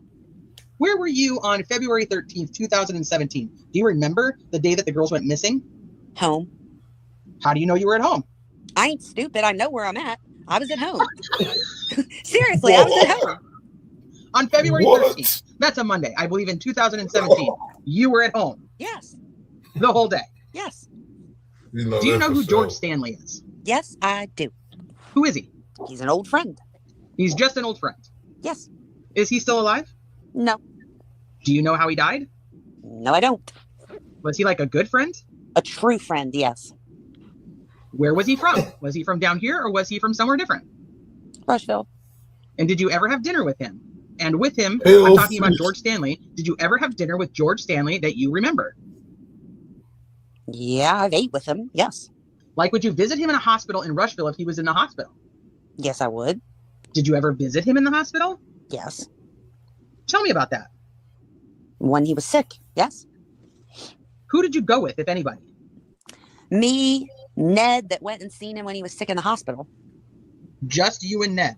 Yes. And tell me about that. Kind of what was going on with him? Did he have tubes all over or was he okay? Could you talk to him?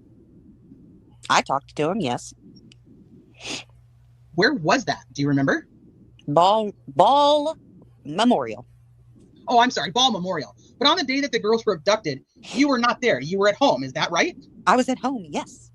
Do you know where Rod Abrams was on February 13th? No. The girls that were found up in Delphi, do you know anything about like where they were found? No. Did you ever hear anything about a bridge or a trestle? No.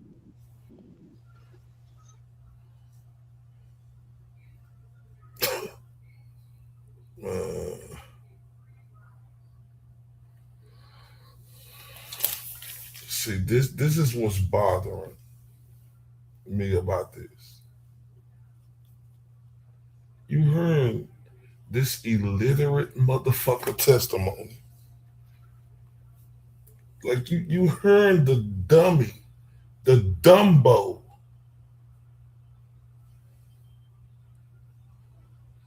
You heard the illiterate motherfucker testimony.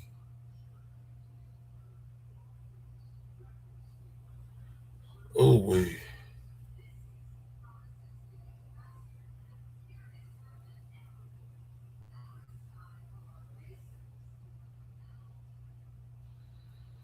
And then I just see this post. I want to put it up, but I'm going to read it.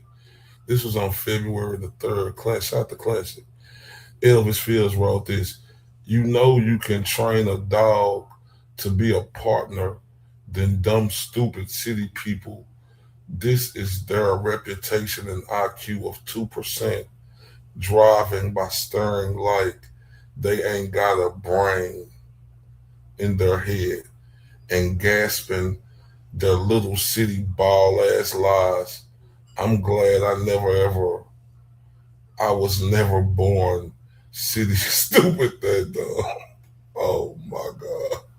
This is an ignorant, illiterate motherfucker for real. He say, he got, I don't know what the fuck is that? Like a fucking bee's nest. What the fuck is that? A bee's nest or a motherfucking wasp nest? What the fuck is that? This illiterate bastard. Oh man. You say, oh, good night, Sharon. Love you to death. Puppy. Well, yeah. I remember that. Good night, beautiful lady. And once again, Sharon, thank you so much for the hospitality and love that y'all showed me in Defensive Diaries. I really appreciate that. And this motherfucker got on this picture, Elvis Fields. I'm not afraid. He spelled afraid. F-R-A-D. Oh, this is a total dipshit.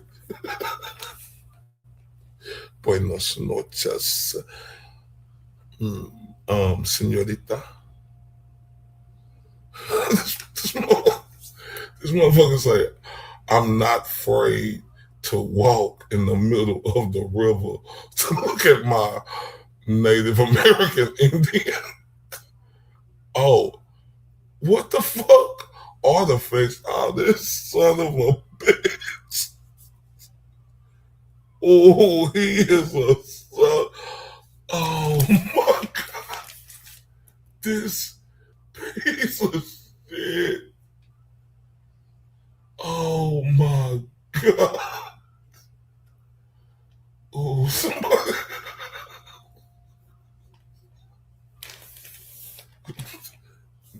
Listen to me, y'all. He wrote a paper for, what you say, Elvis? You say, yeah, the soldier like that in the army. He wrote a paper for punishment. And I thought he was fucking. Say, what this dude say? I'm not afraid. F-R-A-D-E. Oh, say, man. This is every third world spelling. Oh, this is diabolical, y'all. This is some fucked up shit. Oh, this is fucked up. Damn. Damn. And they let him go. Oh, wait. Oh, let's continue. Oh, I think that was. I think what about again. Don't let me put words in my mouth. But what was relayed to me was it. What the fuck? I went back to that. All right. Am I right here? Yeah. I think I asked you this, but do you know the girls who were murdered in Delphi, what their names are? No. Have you ever worked at or near a meatpacking plant doing anything like asphalt or anything like that? No. Did you ever tell Joyce or Mary that you were working in a meatpacking plant or near a meatpacking plant? No. Did you ever tell Joyce that you had spit on the girls? No. Where was your phone on February 13th when the girls were abducted? At home with me. Would you have been using your phone during the day? Yeah, I used it. What would you use it for? What did you use it for? Phone calls. So you took phone calls that day, February 13th? Yes. Do you remember who you talked to? No. Do you also, like a lot of people do, get on there and get on the internet? Facebook. Facebook and things like that? Is that where your Facebook was on your phone? Yes. Would you have been looking at your Facebook that day, you think, on February 13th, 2017? No. Why not? I don't know. But your phone was definitely with you on February 13th of 2017. Yes, it was one of those two. Yes. One of what two? One of what two? Don't know. If you don't know, I don't know. The day that the girls went missing is what I'm talking about. I had my phone with me on that day. Okay, thank you. And definitely during the day of February 13th, 2017, the day the girls went missing, you were definitely using your phone that day. Is that true? Now we have a whole ass redacted page. No. Have you ever talked about your whereabouts on February 13th, the day the girls were with, the girls were killed with Ned Smith? No. I'm going to re-ask Rod Abrams because I didn't put the year in it, and I just want to make sure it's clear later on. Did you ever talk with Rod Abrams about your whereabouts on February 13th, 2017, the day the girls in Delphi were murdered? Did you ever talk about your whereabouts with Rod Abrams? No. Do you have any children? I got 3 of them. What are their names? There's Jason, Tiffany, and little Elvis. Do you have any grandchildren? No. Oh, I got 1. What is that grandchild's name? I don't know. Why is that? I just don't know his name. Do you have any relationship with your daughter Tiffany? Yes. Is that the one who has the child? Yes. Her husband, is he Hispanic, Tiffany's husband, or the father of her child? No. He's not? No. I thought he was Mexican or something. Not that I know of. Have you ever met her husband or the father of the child? No. No, you've never met him? Have you ever used drugs, illegal drugs? No. That was a weird segue, Baldwin, but okay. I got Tiffany and little Elvis. So, do you have any good grandchildren? No. Oh, yeah, I got one. What's his name? What? You got a relationship with your daughter? Yep. All right. Yeah, I know your grandson's name. Nope, I just don't know it. It's her husband Mexican? Nope. You don't know her? Not that I know her. Oh my God. Oh. He said little. Somebody, listen, y'all, I'm laughing because you can see how illiterate this fucktard is, right? And this testimony or whatever the fuck this is he giving is so damaging. Then oh, man, I am shocked.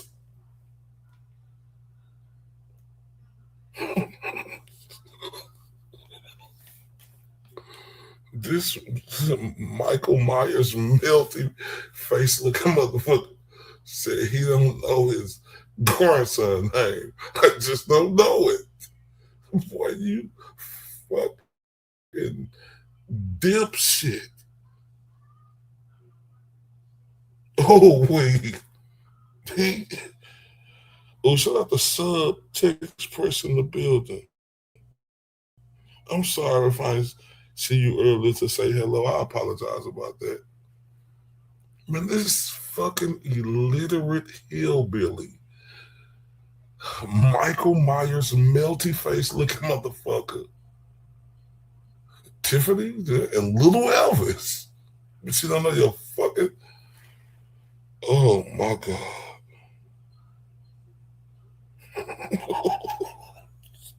You ain't lying, Elvis. Oh my God. I am fucking speechless. Y'all can understand this coming back to me because me and Class went over this one time before. And I just forgot how illiterate this hillbilly, melted face looking motherfucker was on this interview. Oh, wait. Oh, let's continue. way, Baldwin, but okay. Have you ever used methamphetamine? No. There was a few second lapse, 3 or 4 seconds maybe in answering that. You are under oath. It's okay. Nobody cares. You're not going to get arrested if you use meth. But we do need you to tell the truth. I don't do drugs. So you've never used meth. Why is this redacted? Who the fuck knows? This is stupid. There's nothing there. It's him saying that he used methamphetamines? Probably. Why And would you he's block out the probably entire saying that page that's for that? medical records or something. There's something about issues. Nah. Depression or anything? Okay. Have you ever felt that you've been part of a gang, like with a group of people that you like, that you befriended a group of people? Does he not have teeth? Like, should I be talking like this? Well, he has fake teeth. Oh, well, then he talks normal. Okay, no. I know you don't have a brother. You have 3 sisters. But did you ever know? I know you don't have a brother. You have 3 sisters. But did you ever know somebody so well or got so close to them for whatever reason that you considered them a brother? Yeah. Who would that be? A bunch of people. Give me. I don't pinpoint. There's a lot of people. That reminds me. We had given you a subpoena before and you didn't come to the deposition. Can you tell me why that was? No. It's a little bit of a long drive. We did give you a check. Did you cash the check? No. Well, we're going to give you another check. That check, you can either give it back to me or rip it up. That was for gas money. I'll let you keep it, but I would ask you to not cash it since you didn't come up, but that's fine. Now we're having still direct examination, but it's Miss Auger. Miss Auger.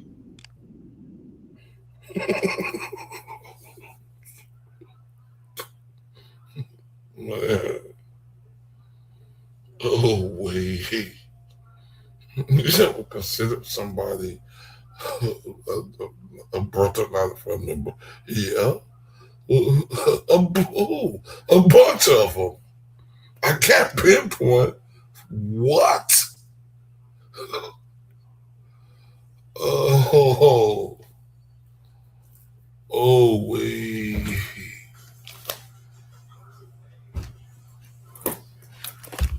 This is super diabolical.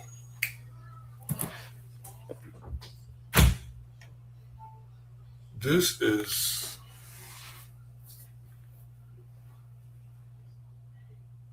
appalling to even think about, y'all.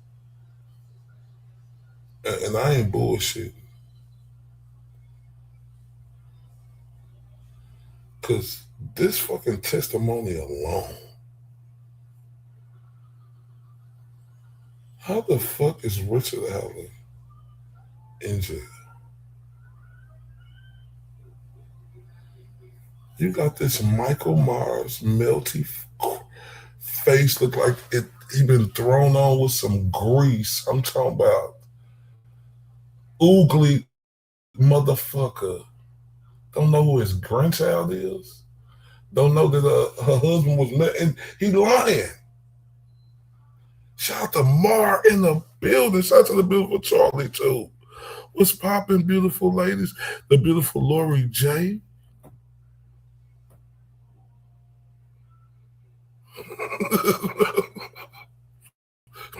Oh my God. Oh wait, Laura. Laura say, he doesn't strike me as someone that will take kindly to a grandchild that has more milk.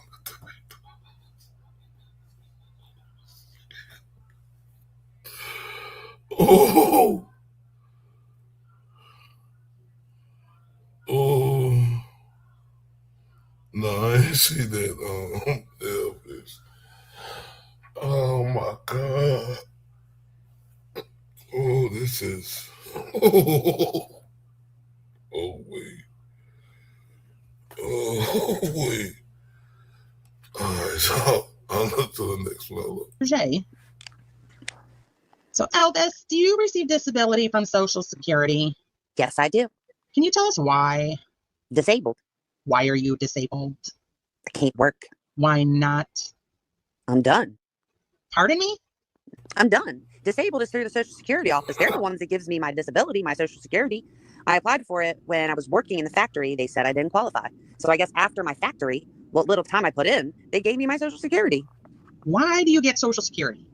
What's the nature of your disability? I don't know. You don't know? No. Has anyone ever said anything about you being schizophrenic? No. Okay. Have you ever... Schizophrenic? Ain't that like when you pull at your clothes and stuff? Schizophrenic? I don't know. I don't know. That's what I always thought. Have you ever heard of Odin? No. And who were you living with in February of 2017? Nobody. Myself. Where were you living? In the trailer. Did you own the trailer or did somebody else? Someone else. Who owned the trailer? Ned. Ned Smith? I'm nodding my head. It wasn't a trailer. It was like a camper. Now this check, you said rip it up, throw it away? Mr. Baldwin, whatever you want. It was for gas money. I did get the Facebook post from you. I wanted to ask you some questions about that. Tell me when you're done reviewing it and I'll ask you the question. That's a Facebook picture that I posted. Can you read that to me, please? No, I can't see the fine print. You need glasses? Would this help? No. I just wanted you to read the first sentence of that if you could. I got this for Christmas. Keep going.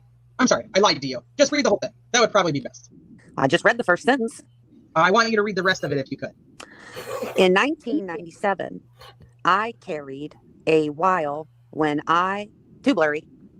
To me, it says I carried for a while.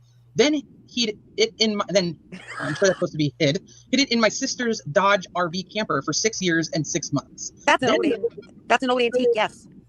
Does that ring a bell what this Facebook post was about? Just an old antique that I got for Christmas for many years. I think you might have misspelled it, but I could be wrong. That you hid this old antique in your sister's... Because it's a souvenir I've had for a long time. What was the business with tearing down a 1970 camper? My sister's Dodge camper that we tore down. It didn't run anymore. It's an RV camper. Which sister was that? Mary. You basically hid that knife in that camper for 6 years and 6 months, roughly. It's just an old antique that I've had as a souvenir I got for Christmas. That's it. Now I don't have any more questions, but the prosecutor may. My memory? Yeah. Normal, I guess. Mr. Baldwin says, did you say normal? Yes.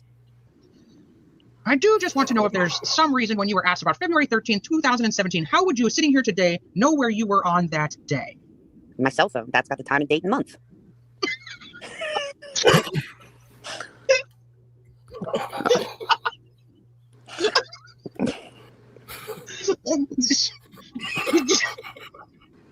Did you go back and...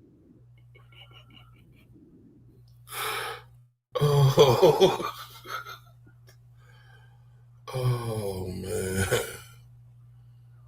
I didn't know Ned Smith. And I remember like one of his sisters or something else I was covering, they was trying to tell on him that he was trying to do. It's a lot I done covered on this. Like, man, this shit is deep, man.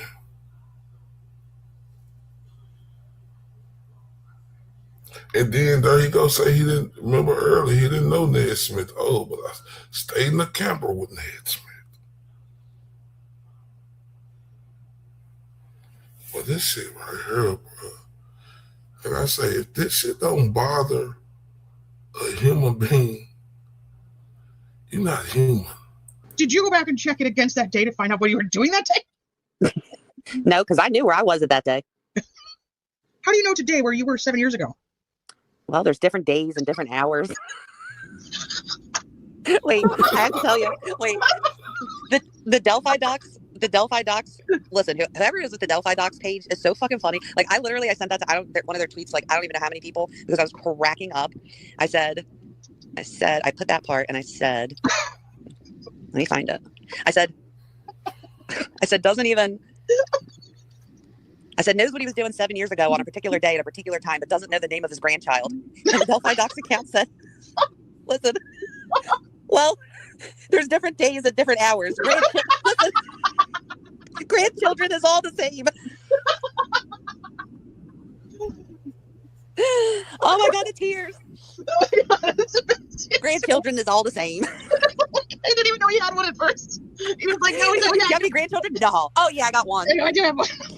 But there's different days, and there's different. I just picture this like Elvis is like looking at Latrell like he's an idiot. Like, of course I know where I was. My Well, there's cell phone different has the days. date and time on it. And it's like, well, how do you know where you were 7 years ago? He's like, well, duh. There's different days and there's different hours. So like, how would I not know?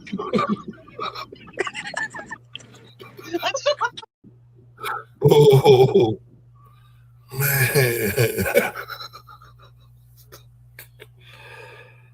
Oh, thank them for that, man. Oh wait. Different days and different hours. So I wouldn't. Oh, this is. Oh, let's go to this last part of them doing this. Oh, wait. This is about to end, unfortunately. We only have one more page left, I just realized. No! Yeah, I don't know why they cut us off like that. Knickers are wet. Oh my god, dude, I can't breathe. I can't. Hold on, I gotta take a break for a second. Oh my god, I can't breathe. Yep. I do just want to know if there's some reason when you were asked about February 13th of 2017, how would you, sitting here today, know where you were on that day? My cell phone that's got the time and date and month. And did you go back and check it against that day to find out what you were doing that day? No, because I knew where I was at that day. How do you know today where you were 7 years ago? Well, there's different days and different hours. Is there something about that date that you learned it was important? No. Did you? No. Did your disability have anything to do with mental functioning at all? I couldn't answer that. I don't know. Did someone help apply for you and help you to achieve this disability? What the fuck? No. Social Security office. Did you have to go to them and request and put in an application? Yes, I went there too. Yes. When you did you talk to them about any either physical or mental or emotional difficulties? No. What did you go talk to them about? Why did you go to them and talk about disability? Because I was working in a factory at the time, and I thought I had my early points in, and I didn't. I was 22 years old when I first applied for it. What? How long have you been on disability? A long time. How old are you now, Elvis? 53. And so sometime between 22 and 53, you were able to get disability. Can you help me out and tell me about when? I've had disability since a long time. 20 years? Something like that. Longer. In your 30s or in your 20s? 30s. In your 30s. I didn't have it in my 20s. You didn't have a disability in your 20s that you went and applied for at 22? Mm-hmm. Okay, all right. I don't have any further questions. Oh, wait. It's Baldwin that says I don't either. I thought it was Elvis that said that. It would have been fucking awesome if it was Elvis. If Elvis was like, yeah, I don't either. I'm good. I'm good. I have figured out that there are different days and there are different times. Holy shit. People are gonna be like, he's got a mental disability. Why are you making fun of him? Oh, It's fuck like, off. come on, people. Come on. There are different days and there are different times and there are different phones.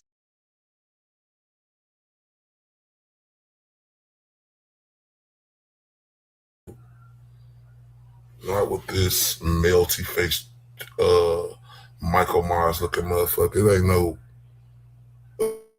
hold back on him. Ain't no way.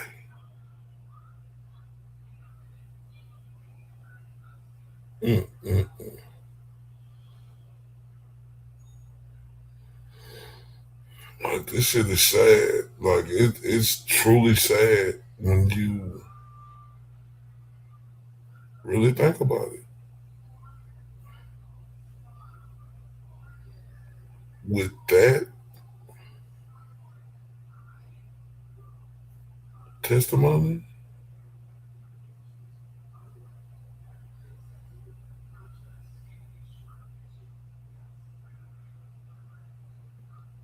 nothing.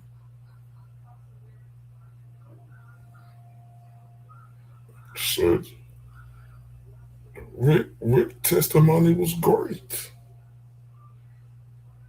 Yeah, the whole town is whack. Man, but shit.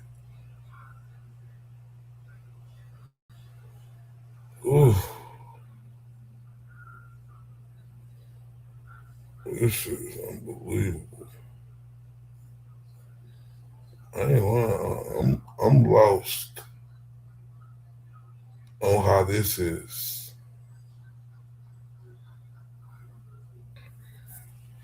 Just not a huger story than it is. It's unbelievable.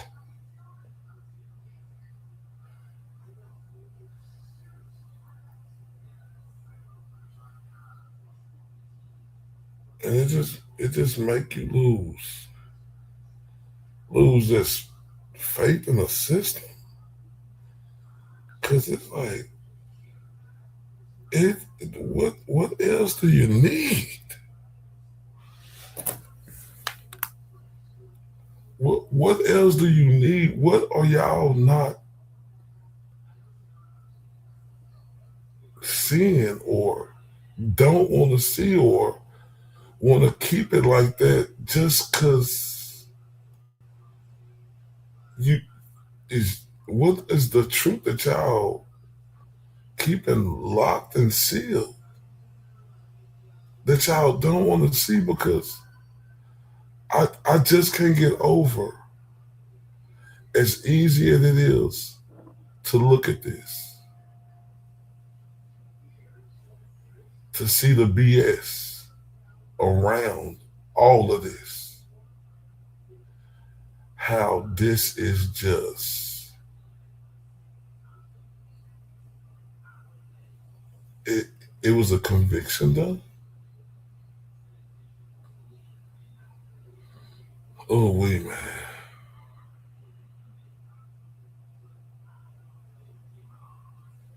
Mm-mm-mm.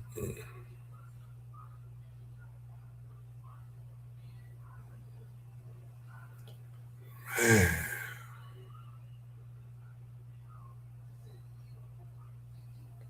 And it's like, shit.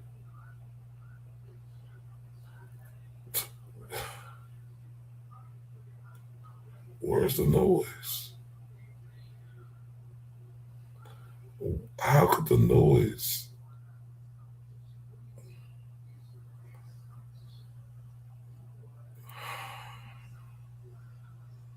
Cause he a man? I mean, that's the only thing I could think of. Cause he a man. That's the only thing I could think of.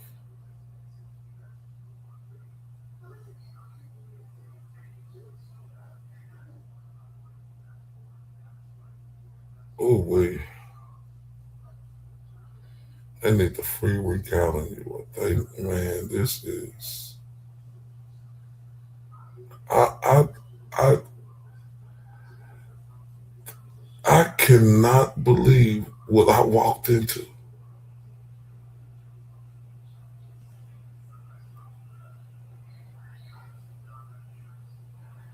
I cannot believe it ain't more videos done on this. You can't tell people what to do. I just can't believe it. It should be hell of the scrutiny. You talking about bringing the pressure like this is a no doubt case. Yeah, why isn't there protest like Karen Reed? I'm with you, Classic. This is a total outrage. Oh, wait. Like, this is disgusting. Oh, and I promise, I'm going to always make videos and do whatever I can to make sure I do my part. Like, that's a great, why isn't there protest like Karen Reed? Like, God damn it, it's zero evidence in this. right? I know Karen Reed is innocent, but I'm just keeping it real right now. It's zero evidence in this. Now, you're right. Karen Reed free. She's free. So, yeah, she made it, but my thing is zero evidence in this compared to like Karen Reed is innocent, but it was more there than it is her. And there was nothing there. And it's nothing there. I'm talking about it's not even. Oh, wait. Oh, wait. I ain't lying. This is so fucked up at so many levels, and I just wonder, right?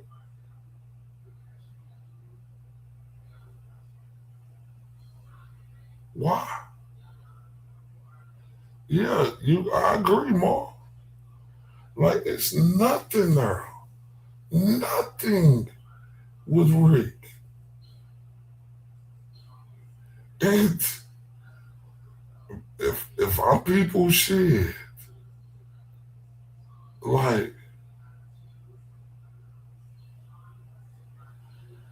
I'll feel a certain way, right?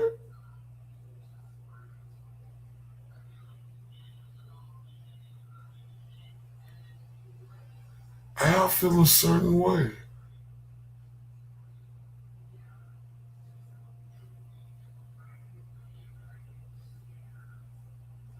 I'll feel a certain way.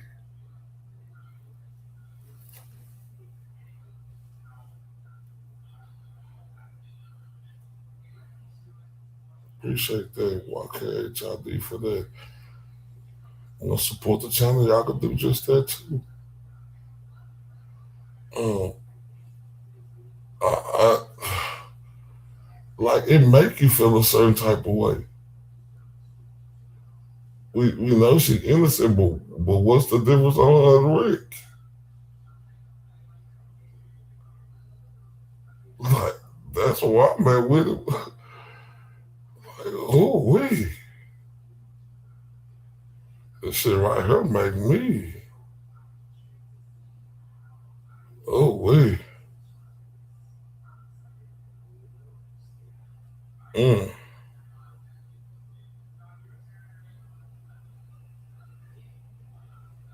Mm.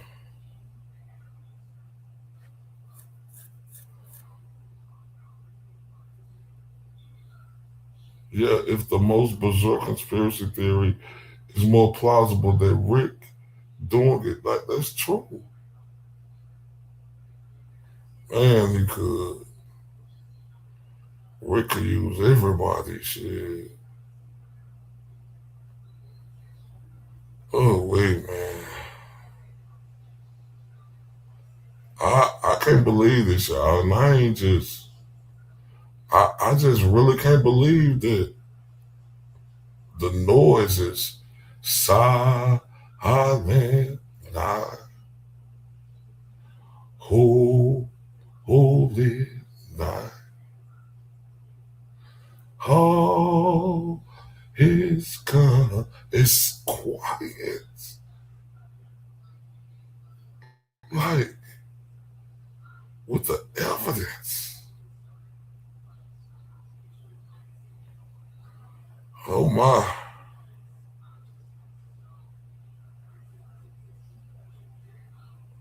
They destroyed his whole life.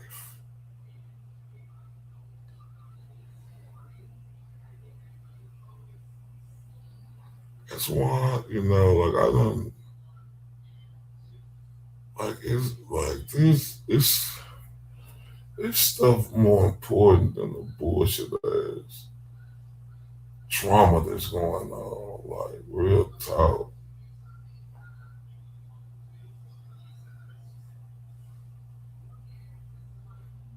Like I say, when people think they're going through something, think about Rick.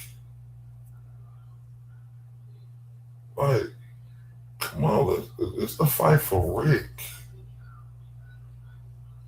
Not you fucking people emotions. Oh, they didn't even give him a reach around here for this. I'm with you. Classic say I was all in on the first trial, then Rick came along. I still fought the second trial, but I feel you. It makes sense now because, like, this case is like 100 times worse than that, cause it's clear cut.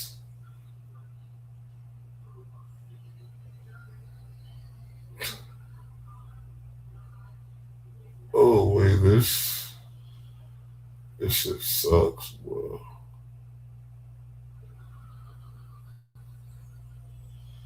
Damn, man. Shit, I'm real.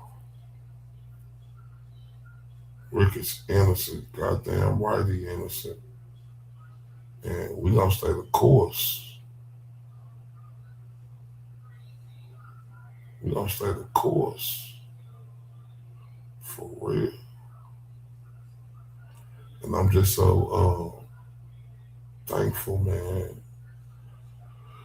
Came along the movement of Richard Allen and all the cranks at the crankdom they say at Defensive Diaries. I'm just so happy. Because this story right here is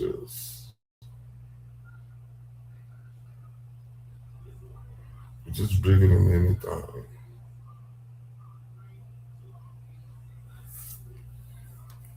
Man, I appreciate everybody. Man, look, I want to give y'all a chance to, while I take this quick break, as y'all know I got to play this Blue Cookie, Blue Curtains by Pretty Cookie. And then we're going to come back and close the show out for my final thoughts. But look, I need y'all to go share this video. Go like that last video, hype these videos. We got to get these algorithms and them up, and I need all y'all support, man. Be back right quick.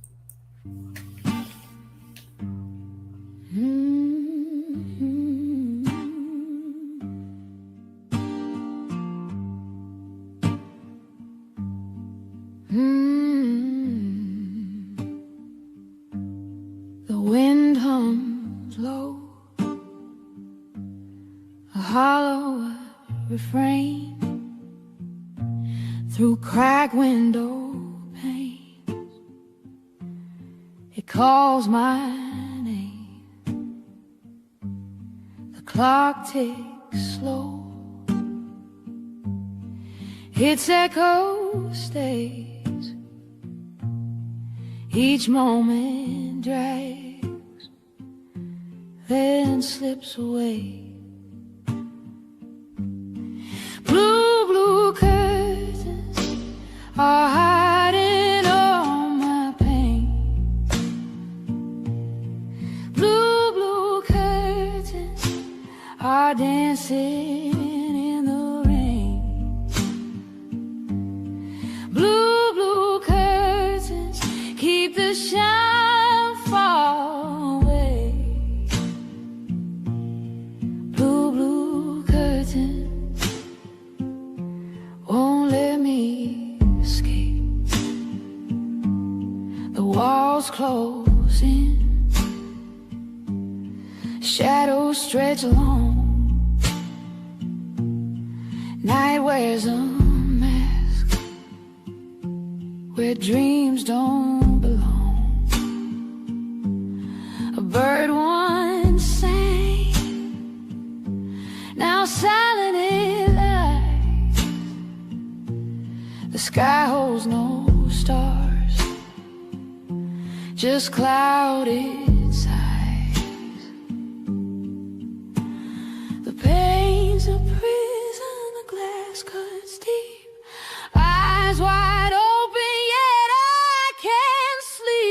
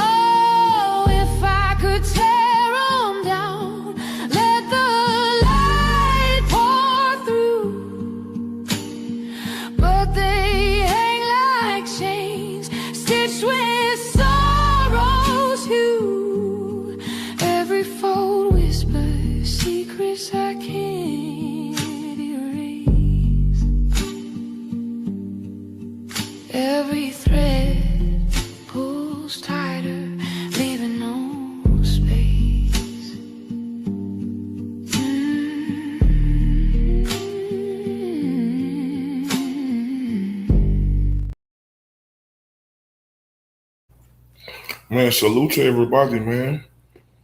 Man, I got love for Skinny too, man. Like I got love for all y'all. And I'm with this movement 100%. Ain't no other way around it. No other way around it. And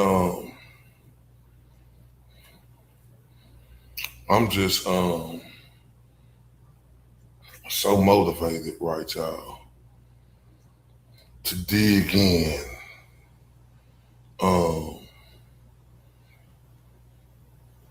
Man, I got much love for Skinny, man.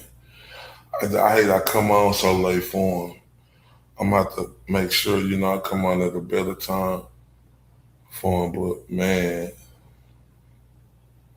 I really got love for all y'all, bro. Like it's like, man, it just feel good. Like I said, I had a great, man, for the hospitality and defensive diaries today, man. Them moms over there treating me great, man. All the chat was great, man. It's, you don't ignore that or look past that, right? Because, you don't, people, I guess they be afraid to say that it make them feel good. And, to see people, who gravitate and you gravitate to them. And it's a great feeling. When I was over there, man, like I said, I had the time of my life today. I ain't lying. I had so much fun in that chat today, man. Man, I had so much fun in that chat. So much. Man, they cool as shit. Bob and Allie are the dynamic duo. I mean, they are like sugar and Kool-Aid, like chips and dip, syrup and milk. They are extraordinary.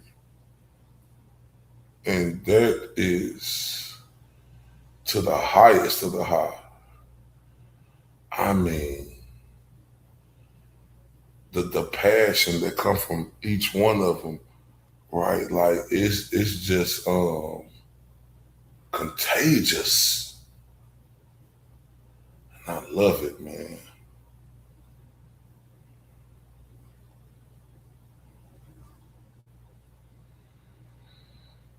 Every second, man.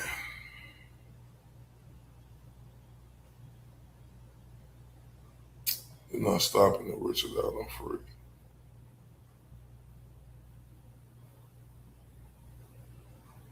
Promise y'all that. Yeah, they let us, man, that's what was so good. Man, it was just so funny. It was just so much fun over there today. Like, it was just, words can't explain. It was just a great feeling over there.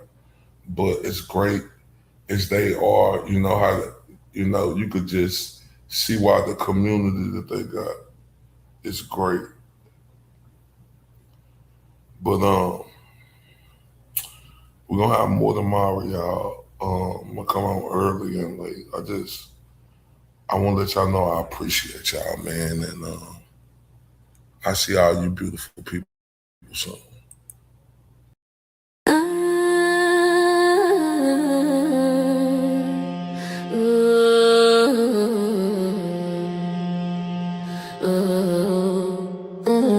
I'm not the one, yeah. I'm the right one, yeah. I'm the right one, yeah. I'm the right one, yeah. I'm the right one, yeah. I'm the right one, yeah. I'm the right one, yeah. I'm the right one, yeah. I'm not the one, I'm the right one. I walking like a verdict. cold, look clear, aim. You want smoke, I heard it. You talk big, all wordy, all bark, no bite. You can't win this fight. I seen your hand shake when the room got quiet. I don't need a threat, I bring it, then I write. Yeah, yeah, yeah. Tick, tick, hear that whistle, step too close, get the missile. Blood in my eyes, stealing my jaw. Say my name once, then stand by the law. I'm not the one, yeah. I'm the right one, yeah. I'm not the one, yeah. I'm the right one, yeah. You came for when you left with none. I'm the right one, yeah. I'm not the one, yeah. I'm the right one, yeah, yeah, yeah. I don't just a crowd, I let them come. I stare here hard like a loaded drum. You keep on talking, I keep on moving. Your chest gets loud, but your legs ain't proving. You want that title, you want that crown. I take one look and I shut it down. I crash when the flow gets mean. I came in clean, let the scene pristine. Tick, tick, hear that whistle, step too close, get the missile. Blood in my eyes, stealing my jaw. Say my name once, then stand by the law. I'm not the one, yeah. I'm the right one, yeah. I'm not the one, yeah. I'm the right one, yeah. You came for when you left with none. I'm the right one, yeah. I'm not the one, yeah. I'm the right one, yeah, yeah, yeah, yeah. I don't bend, I don't break, I don't flinch, I don't fake. Every shot you throw just feeds my pace. Every lie you spit, I put back in your face. I'm not the one, yeah. I'm the right one, yeah. I'm not the one, yeah. I'm the right one, yeah. I'm not the one, yeah.